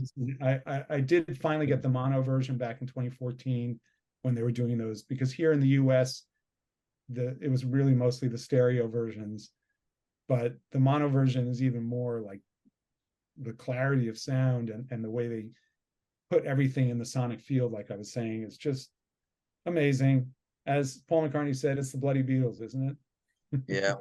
I've got a good story with a great choice, obviously. I've got a great story about Revolution Number 9. So a friend of mine there used to be a jukebox in the pub, and the White Album was on, and they used to continuously play Revolution Number 9. People went mental. So we used to do it with Pink Floyd, Time, when the alarm clocks would go off. People like chuck the beer up in the air when they heard it. That's almost a room clearing song. Like my wife and I like to joke about Scott Walker. When you want to get people out of the party and you want to get them to go home, you put on a Scott Walker record. You could do that with Revolution Number 9 too. And people are just like, brilliant. Well, my number 3 is the Beatles' White Album, but there you have it. You've said everything I basically want to say. There's not an awful lot I can add to it. I just love the diversity of the whole album, and you hear how it's influenced other bands much later on down the line. I mean, you got a range of styles there. I love the beauty, the social messages in like Blackbird. Just incredible. Great guitar playing as well on it, actually. Each member's got a number of great standout tracks. As you said, While My Guitar Gently Weeps is just unbelievable. I've said Savoy Truffle, I love. I mean, I love the whimsical songs as well, though. I genuinely love Martha, My Dear. I think it's fantastic, and there's a real beauty to it. There's a real heart-wrenching beauty to it. I love Rocky Raccoon. You know, I think it's great. There's Bungalow Bill. Yeah. There's not a bad track on it. Revolution Number 9 mad, but there you have it. When I was in a band many years ago, when we did blues band, we used to do, all right, we're going to do a Beatles song now, folks. And we used to do, why don't we do it in the middle of the road? And people just stare at you because they didn't know the song. It would die on its arse. It literally would. That's funny. But it's hilarious too, because I read that, actually, I'm still in the middle of it, but I've read a lot of it, the Paul McCartney lyrics book. Yeah. And I'm flipping through the index because I wanted to see if he had an entry in there about Vanity Fair. Do you know that song from one of his later albums? It's actually, I think it's from Chaos and Creation in the Backyard. Yeah, it was a good album, actually. Yeah, good album. One of his deeper songs from recent years. But he doesn't have that in there. But he does have Why Don't We Do It in the Road? I'm like, what is he going to say about that? And he actually goes very deep about like the primal nature of man and our urges. I don't know if he was, having fun with us, but he did seem to think that there was like a core of like humanity and seriousness to that song when as a kid, you were just like, ooh, this is kind of dirty, isn't it? Wow. Yeah, well, we honestly, we would die. We died. It was tumbleweeds when we finished the song. So there you have it. It's an incredible album. You've said everything I need to say. There's nothing more I've got to say about it. It's just unbelievable. Yeah, the Beatles. Rod, what have you got at number 2? Number 2, I'm a big fan of Bob Dylan, and I've got Blonde on Blonde at number 2. Dylan's got so many great albums, hasn't he? But to do a double album after Highway, it followed a Highway 61 Revisited as well, didn't it? I think.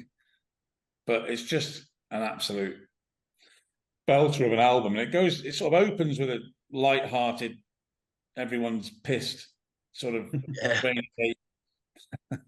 The rainy day woman is just, which is great fun, but it's fun, and then it's bookended by Sad-Eyed Lady of the Lowlands, which is probably, was just poetic genius of the highest order for him. It's one of his greatest ever songs, and yes, and it's just, I just find it quite interesting that it's framed in such extreme ways, almost, really, and everything.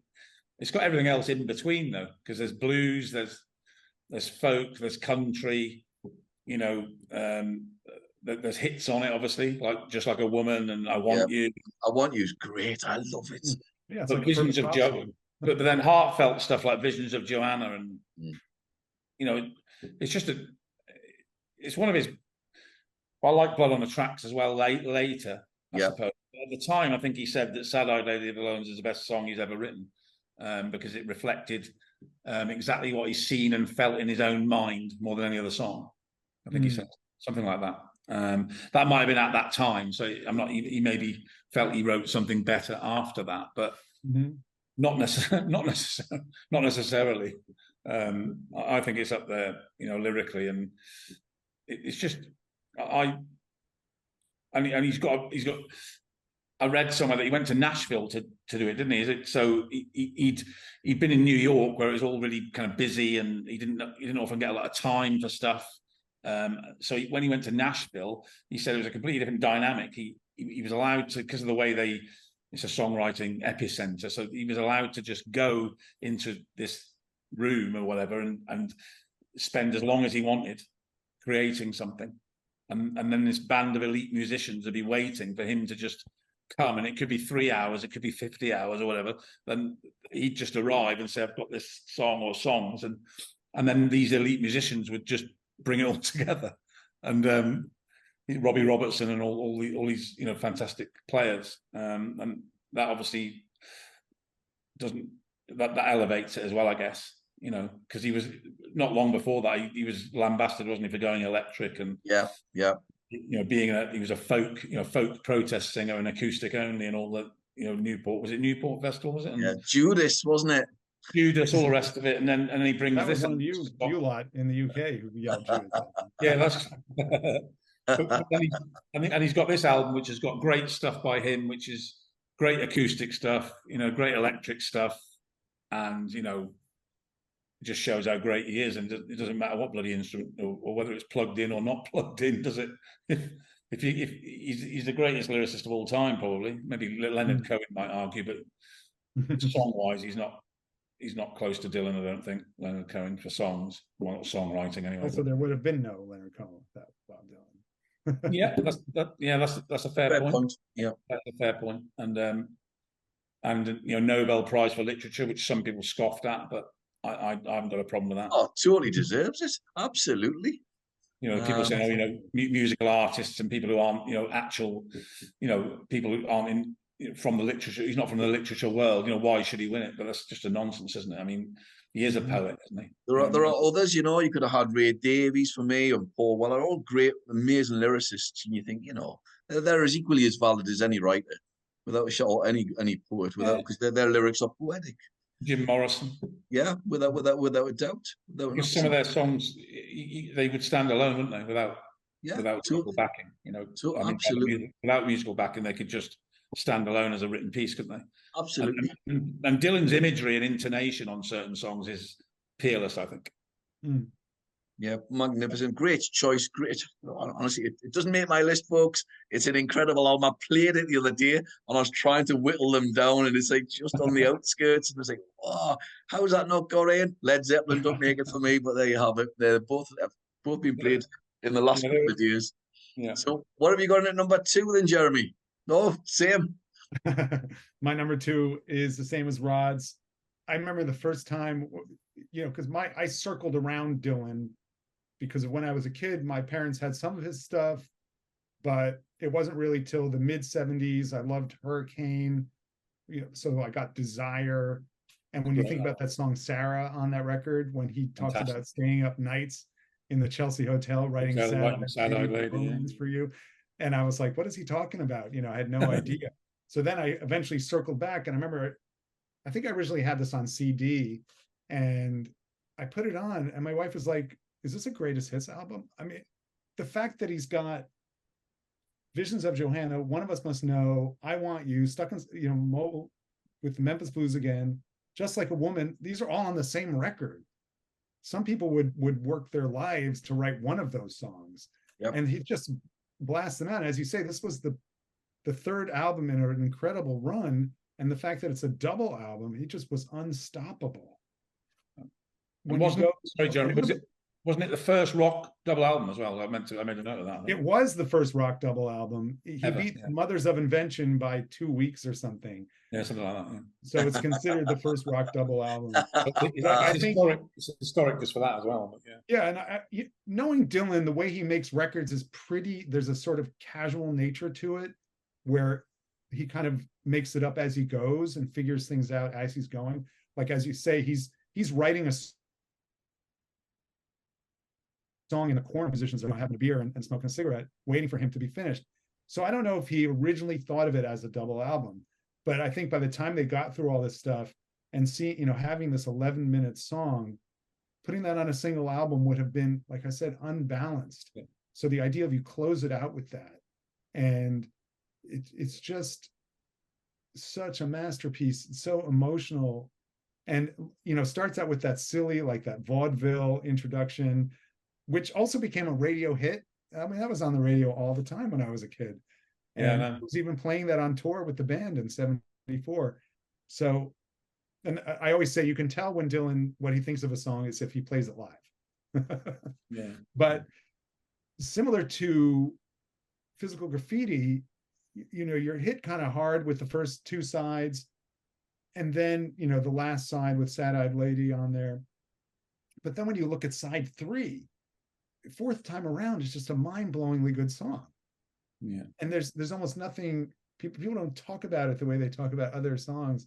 It's just, it's the songs are deep and original, and they still just sparkle with that sharpness of his observations and his wordplay and his sort of understanding of people and just the way he thinks about things.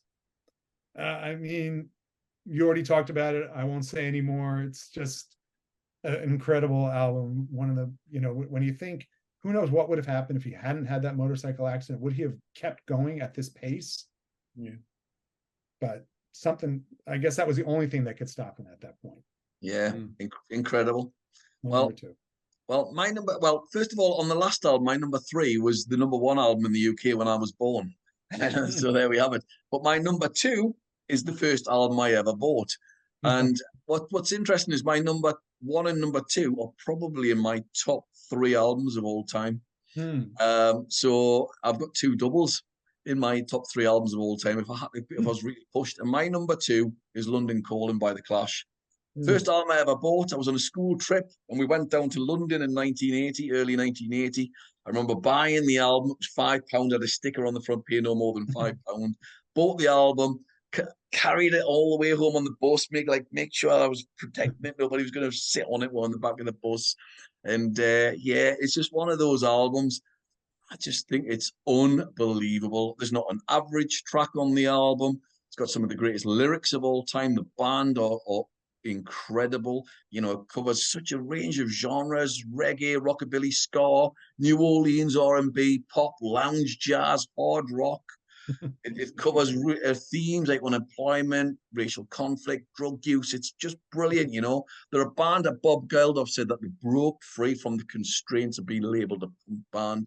You know, unlike some of the punk bands at the time, like Sham 69 and that, who I like to have to say, but these were just so much better. They were able to do other stuff and accept other music and take it into a different area. Unbelievable musicians as well. Not enough said about the musicianship of The Clash. Mick Jones, Jones is a great songwriter. His skill in terms of production and creating a beautiful tune is so underrated. Obviously, Strummer's a great lyricist, as is Mick Jones as well. But Top of Headon or Heathen, I always thought it was Top of Headon, but apparently I've seen him on TV and he calls himself Top of Heathen. I was genuinely taken aback by that because I've heard Paul Simonon call him Top of Headon. So I thought that was a made-up name, like Top of Headon. So Top of Heathen, if you're watching, one of the great drummers. He could play everything. He genuinely could play everything. He was a huge step up in terms of a drummer, as much as I like the previous drummer. And they've got the Blockheads on occasions as well. You've got Mickey Gallagher on keys. So, and again, a local lad from up my area. Just brilliant. They are just great. Simonon, super bass player as well. But the songs are just unbelievable. When you hear the first opening with London Calling, and then the bass comes in, and the bass hits you like you're being thumped in the chest. Boom! It's just brilliant. It's really incredible. The whole album, as I say, the feels brilliant. The track list note is immense. Whoever put it together did a great job. So you talk about the madness in many respects of the Bob Dylan track list note, because it seems a bit ramshackled in some respects. But the Clash one is perfectly put together. Train in Vain was crammed on at the last minute because it was an extra track that they wrote, so it's not even listed on the back of the album. And yet it's arguably the best song on the album. It could be certainly up there. I love it. I love I'm Not Down. I love Mick Jones's softer aspect side to it. You know, then you've got the hard edge songs like Clamp Down about racism. You got beautiful Feel Like Rudy Can't Fail. It's great. You got the reggae of Guns of Brixton, Wrong and Boyo. It's just, the whole thing is just brilliant. Death of Glory, the lyrics are brilliant. But I believe in this has been tested by research. He who fucks nuns will later join the church. One of the greatest lyrics of all time. It's just brilliant. You hear it the first time, you go, wow, that's mad. You know? The whole album is sheer perfection. As I say, I'm not down about his relationship with Vale Valentine from the Slates. Or was it Train in Vain? Either way, I think it's probably both. It's fabulous. I can't put enough words about it. If I could give it more than 5 stars, I would. So my number 2, London Calling by The Clash. Rod, what have you got at number 1? Well, I'm a bit biased really because I'm a big Beatles fan. So my number 1 is you guys already had the White Album. Well, it's just Beatles, as Jeremy said. Really, it's became the White Album more the stars now. Yeah. But yeah, I just think Jeremy covered most of it. Really, it's just. You both said most of what I would have said, I guess. You know, it's very sprawling, but it's just so eclectic. It's probably the most eclectic, certainly eclectic album, rock album, or pop stroke rock album. It's a rock album, isn't it? Really, I guess. But it's madly eclectic, isn't it? But it kind of works. Like you say, whether you think Revolution 9 is a song or not, it is a song. But and it's inaccessible because it's not a conventional song. But you can still listen to it and be interested by it and wonder why. We just wonder about the aspects of it and how it's all put together. It's an interesting thing. I've listened to it quite a few times all the way through, and Have you ever heard interesting. Have you ever heard the ensemble arrangement of Revolution Number 9? No, I haven't. No, A guy called Matt Marks, the late great Matt Marks, Right. died at a young age, unfortunately, but he was in a band or a classical ensemble called Alarm Will Sound. Right. And check out their arrangement of Revolution Number 9. He arranged it for instruments and players, Okay, vocalists. I'll make a And note. I'll check it out. When you listen to that, you realize that it is actually a piece of music in a different way. I'm sorry I didn't mention this when I was talking about the album, but you realize that it is a piece of music that can be conceived of as organized sound, which is one definition of music.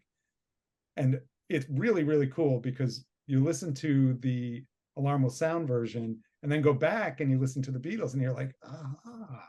So there is a distinct. It does connect, sort of thing. Yeah, and he orchestrates every sound in it. So it helps to connect, make a connection, the connection easier to grasp. Yeah, because Matt Marks understood it that way, and he makes that very clear to you that there's a lot. It's not just a random collection of noises. Yeah, and, they didn't just throw the tape up in the air and restitch it together. And in a way, although like you mentioned, Sgt. Pepper was a game changer and incredibly influential, and new techniques and all that. This is arguably more influential, potentially. To indie bands. It created like several genres of rock. Yeah, indie bands and art rock bands and all those sorts of bands that came after. I mean, and there's real great songs on there, like "Happiness is a Warm Gun." Influenced Tom York writing Paranoid Android because it's the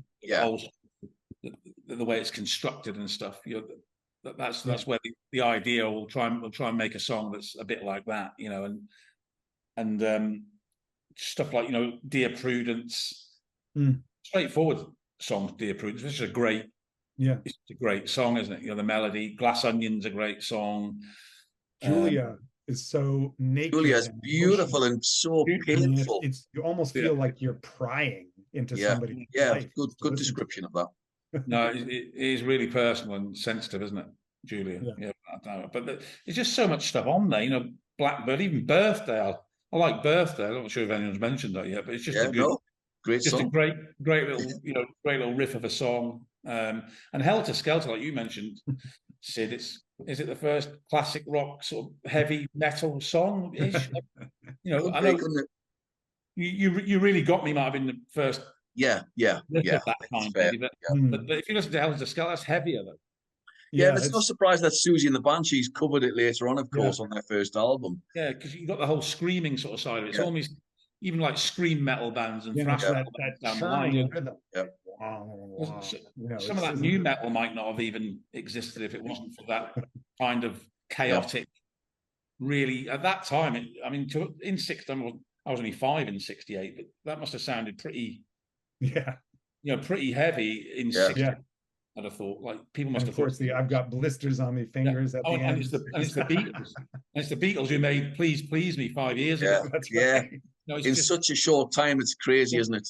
You have to go from "Love Me Do" to "Helter Skelter" in 5 years. It's just, well, you can't quite comprehend it really, but they did, and I just think that and I'm a big Beatles fan, so like I say, the fact that it's one is probably a little bit biased on my part, but I still think it's pretty worthy. Like you guys had it at 3, so it's in the top. It's in all of our top 3, so I think it's an unbelievable album. I really do, and it gets played so often. I play it so often. It's probably my favorite Beatles album as well. I play it so often, and I love the Beatles. I absolutely love the Beatles. Yeah.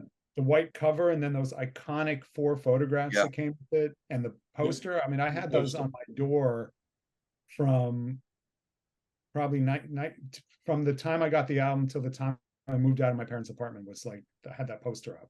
It just became a part of your life, And it was numbered, which gave it another little sort of Yeah, twist. which give you something else as well. Then you want to get the lowest number you could get. Yeah, and they're more valuable. The lower Yeah. the more valuable. Oh they are. yeah. So brilliant choice, Rod. Absolutely love it. Jeremy, what have you got at number one? At number one, I will just show a little part of the cover is Electric Ladyland, Jimi Hendrix Experience. I bought the British version because my brother had the American version, and I was actually looking for clearer sound rather than a lascivious cover, because at that time I understood, a lot of times the UK pressings were a little better. Sometimes the mastering was a little better on records that were made there. It was on track, wasn't it? What's that? It was on track. Yeah. On track, yeah, track Well, records. the version I have is on Polydor. I think Right. it's a 1973 repress, but I bought it brand new, and I did get a little more of that clarity of sound. There's a little bit of muddiness in the American version. There's a remastered one that came out on the 50th anniversary that's maybe goes a little too far in deconstructing the sound and pulling things apart, but it is interesting to get a little more clue of what's going on. When you think about a song like Crosstown Traffic, the way he's layering things, nobody else, like the piano and the bass and the kazoo or whatever is making that, nobody, he's like synthesizing sound, not using a synthesizer. Do you know what I'm saying? And I think he really was a visionary at that, using the studio as an instrument. It's still one of the peaks of doing that. And also the fact that he just kind of wore everybody out. When they were doing All Along the Watchtower, Noel Redding eventually just walked out. He's like, I can't play this song anymore. You do what you want to do with it. So Hendrix ends up playing the bass guitar on it. And I've listened to the sessions from that song where he's just so precise. It puts you into his mind when you can hear the sessions, how he would build things up. And, had Dave Mason on guitar on that song, playing the acoustic guitar, and they're playing through it. And he would just keep stopping. He would say, Dave, don't play the soft part softer. Don't get loud there. And then he would go, oh, wait, my bad. He'd tell Mitch Mitchell, no, the bass drum is supposed to go here. He had it all in his head. Incredible precision of the vision that he's trying to create of the song. And when you think the song had really come out not that long before, that he heard the song just a few times and suddenly envisioned this widescreen epic. But the whole album is incredible. When you think about the idea of the double album, like I was saying, something that gives you a little bit of room to play around in, where you can create a more symphonic tapestry. When you go to the Rainy Day, side 3, Rainy Day Dream Away, and then 1983, A Merman I Should Turn to Be, into Moon Turned the Tides, Gently, Gently Away. For the longest time, I thought that whole side was just kind of a mess. But after a while, you realize that he's actually putting that same precision and that same vision. It's just, it takes a little longer to absorb it, but it really is very well constructed. And then cutting back into Still Raining, Still Dreaming, like the organ jazz almost song, really, really fantastic. Burning of the Midnight Lamp, I think, was actually the first song recorded for it. He's playing this electric harpsichord. It has a very unique sound. Come On Part 1, the rhythm section almost cannot keep up with him. That's him saying, because he was on the Chitlin circuit, like you were saying, with the Isley Brothers, Little Richard, Wilson Pickett, just playing behind all these great players. He probably heard that song, and he just takes it almost into outer space.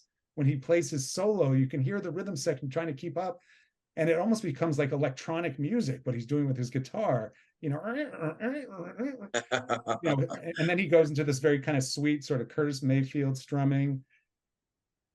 I mean, the greatest guitarist who ever lived, one of the greatest record makers who ever lived. For me, a poetic man, an artistic hero, somebody who wanted to bring love into the world and just did his darndest to do that on this record. He also got mildly political for him, House Burning Down. A lot of people said that was actually about the uprisings going on in the ghettos of America, people setting things on fire just to get heard. And somebody described there's a sound effect in there. Somebody said, well, that's the sound of the panther, the Black Panther. He was reaching out because, you know, he had gotten a lot of criticism from the Black community for playing white music or, you know, not being Black enough for them. And I think on this record, he was kind of saying, I'm still with you. I'm 100% with you, but I'm also way beyond you, you know. Yeah, And ironically, his next album sounded like it was going to be a Black album, to coin a phrase. yeah, he was leading to more of a funky, direct Yep. thing. And also Voodoo Child, you know, almost 15 minutes long, just one of the greatest blues jams of all time. It's got Steve Winwood on organ. Just, it's just the sound of it, and you can hear that a lot of it was improvised, you know, when they're like, turn that down, you know, the feedback is ringing out, and then ending the song with Voodoo Child, Slight Return, just one of the greatest hard rock songs of all time, with that unforgettable wah-wah intro. And when he goes into that groove, it's just intense. It's a masterpiece in every way, the greatest double album ever made in my mind. My number one album, Jimi Hendrix, Electric Ladyland. Yeah, great choice. He was definitely going down the more political front. I mean, if you listen to like Machine Gun, of course, which he was doing just slightly afterwards. Anti-war.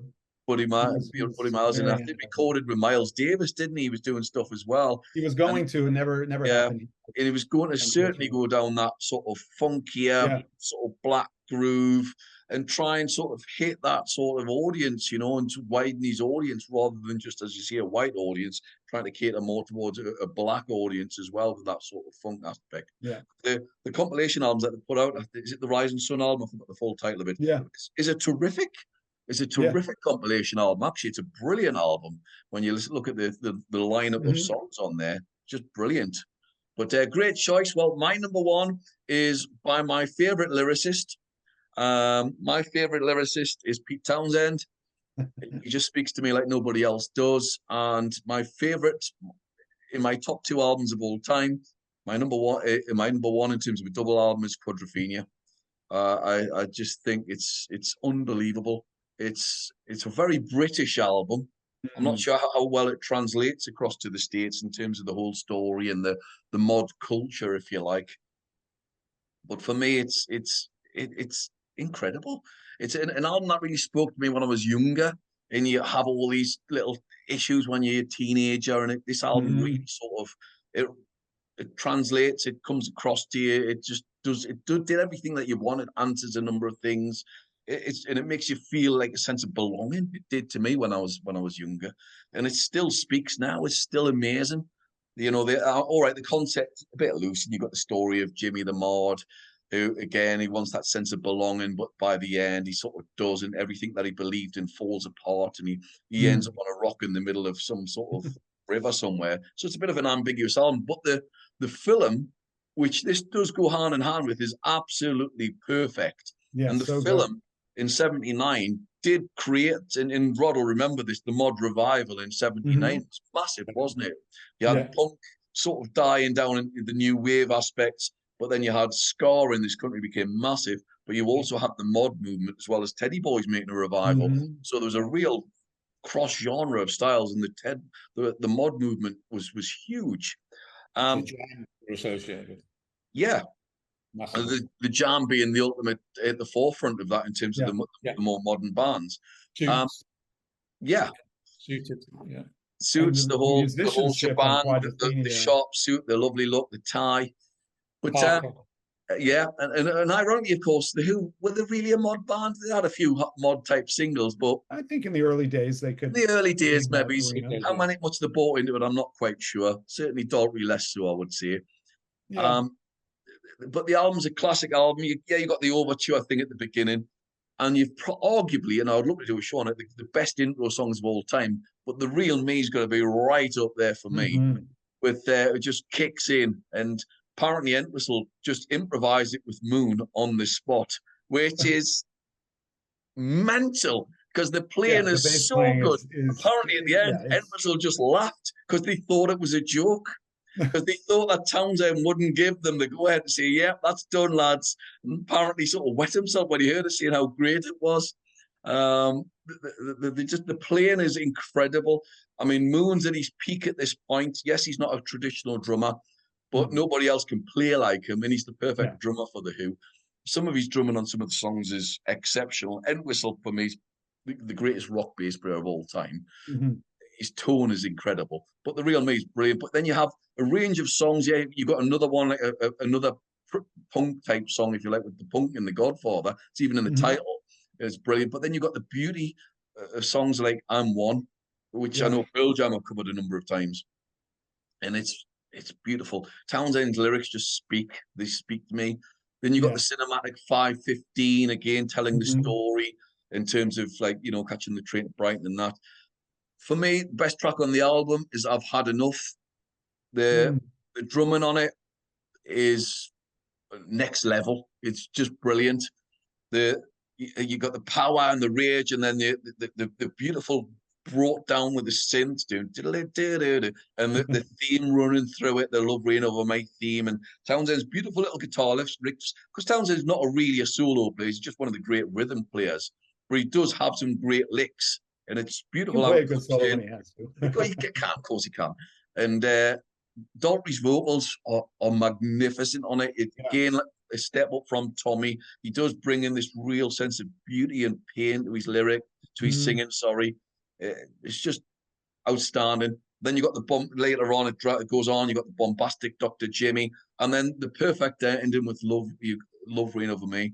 Which so beautiful. Daltrey's sort of final note is like, wow, what the hell's that? That's amazing. It's guttural. It's like, wow. The whole album. Daltrey to like come forward a little more. I think there was definitely some warring going on in the band. Townsend may have pushed him down a little bit. Yeah, there is, and Daltrey doesn't like the mix on it because apparently, rather stupidly, they recorded the whole album with the reverb on rather than being dry and then putting the reverb on in the studio and just going down. They recorded it in, which is, as a singer, is nuts. But it's for me, it's one of the greatest albums of all time. Pearl Jam covered Love Rain Over Me. Did they really? It's his favourite band, isn't it? Eddie absolutely. Yeah, it's his favourite band, I believe, and Townsend's good friends with him as well. Yeah, but it's just an album. It speaks to me.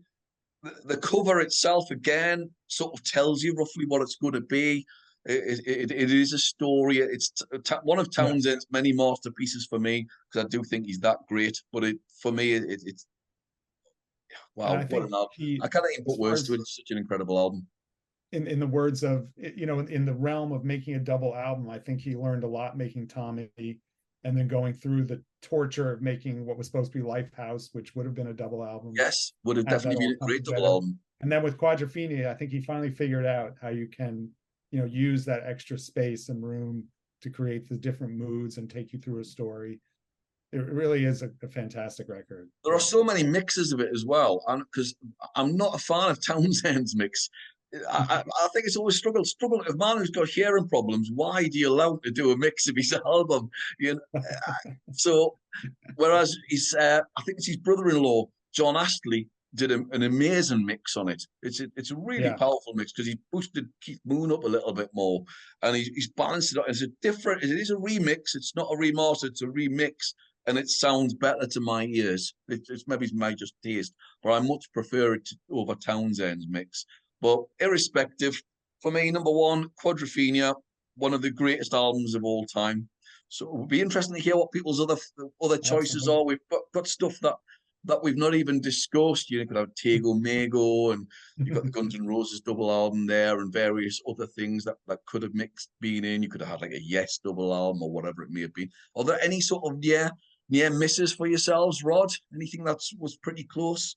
I like The Fragile by 9 Inch Nails, which is a triple album on vinyl. But I'm quite a fan of Trent Reznor and 9 Inch Nails. I think he's a clever, sort of innovative guy, and that's a good album for a big album of that length. That would be an honourable mention, certainly. Top of my head. Physical Graffiti, obviously. There's some that didn't. As we've been talking, the ones that nearly made it in, and they're in your 20 and 30 that you're trying to get down to 10, which is well, it's hard in itself, isn't it? But yeah, Physical Graffiti was obviously right on the fringes, and yeah, I'm just trying to think of something else that almost made it. Yeah, just to go through my next 10, you know, I Am Not Here Anymore, the latest album from the Clientele. Don't know that one. I don't It's know that. hilarious because Alistair MacLean always said that he hated double albums, that, you know, he didn't even like the White Album and this and that. And then they worked on this album for about 5 years, and Merge Records was like, you guys have anything? And he goes, how'd you like to do a double album of the Clientele? And it's fantastic. They go in so many different directions. But I also had Songs in the Key of Life at number 12. Gone to Earth. I don't know if you know that album by David Sylvian. Absolutely gorgeous album. It's 2 sides like art rock songs and 2 sides ambient instrumentals. It's got Fripp on there, Bill Nelson on guitars, and it's just fantastic. I also had English Settlement, heartbreaker that it wasn't in the top 10. It's a perfect record. London Calling, same. Here My Dear by Marvin Gaye is only, well, I don't know if it's the only double album, but that's the one he made in 1978 as a divorce Yeah, for his settlement. ex-wife. Brilliant album. But it really is a good record. Oh, it's incredible. Then I had All Things Must Pass. And here's a controversial one at number 18, Lulu by Lou Reed and Metallica. Oh, wow. Love that record. It was in my top 20 for that year. It's so good. Even if you hate the rest of the record, you gotta love Iced Honey and Junior Dad, 2 of Lou Reed's greatest songs. Then I had Layla at number 19. Layla. An emotional gut punch of a record. I became a huge, I don't think Clapton really made anything that great after Layla, but that turned me into a huge Bobby Whitlock fan, who made a number of good records after Layla. He's half the genius of Layla's Bobby Whitlock. And then at number 20, I had Cruel Country, which was Wilco's second double album from a couple of years, or that was just last year. Really, really great album. I mean, Being There and Cruel Country are their 2 double albums. Being There is sort of an old favorite, but the way that Cruel Country, it's just a master class of songwriting. So the fact that they could do that so far in their career was pretty extraordinary. So, but I'm a big Wilco fan. So yeah, those were a number that I thought could bump into the top 10, but I just had to go with my gut reactions and leave them to the side. Was the Soft Parade a double album by the Doors? The Soft Parade, no, it was a the single Doors never album. made a double album, That's except for the Absolutely Live. Right. Great album, actually. Yeah. But yeah, I mean, I had Goodbye Yellow Brick Road was really, really close. It's brilliant. I had Tommy, which was pretty close. I had Tusk, which I absolutely love. I like Tusk. I probably should have mentioned Tusk, yeah. But yeah. I got lambasted a bit, didn't it, on release, really? But yeah, I like it. Unfairly so. Well, you're following I like a huge selling record. It's tough. Yeah. Tego Mego, as I said. Tego Mego, that was in my the next 10. There's the Black Album by The Damned, which I really like. I had Sign of the Times by Prince, even though it's not my favorite Prince album, but it is a great album. So there was a few there. There's a few there. It was it was. Yeah, I had Quadrophenia in there, and Speaker Box, The Love Below by Outkast. It's pretty crazy. Number 1, Outside. I had it in there. Shaft, the other Isaac Hayes double. Yes. Aphex Twin, Selected Ambient Works was in the mix for a while. So it was tough. America Eats Its Young by Funkadelic. It's pretty crazy. Also, I love Baroness. Baroness did Yellow and Green, which was a double album. And the idea was that one side was supposed to be heavy, the other side was supposed to be soft. But the way they actually are both heavy and soft at the same time is pretty darn cool. Yeah, there's a few that were almost like that. Costello, when he did Blood and Chocolate, and he did King of America, that could have been a double, couldn't it? But it would have been so brilliant. Brilliant. Two sides of a different coin. Yeah. Right, folks, we're going to stop there. It's been a long one, but a very, very constructive one. Very interesting choices. Let's hear what your choices are, and we'd look forward to seeing your lists. So from Rod, Jeremy, and myself, till the next time, thank you very much, and look after yourselves, folks. Take care. Bye-bye. Bye. See ya. Bye. Bye.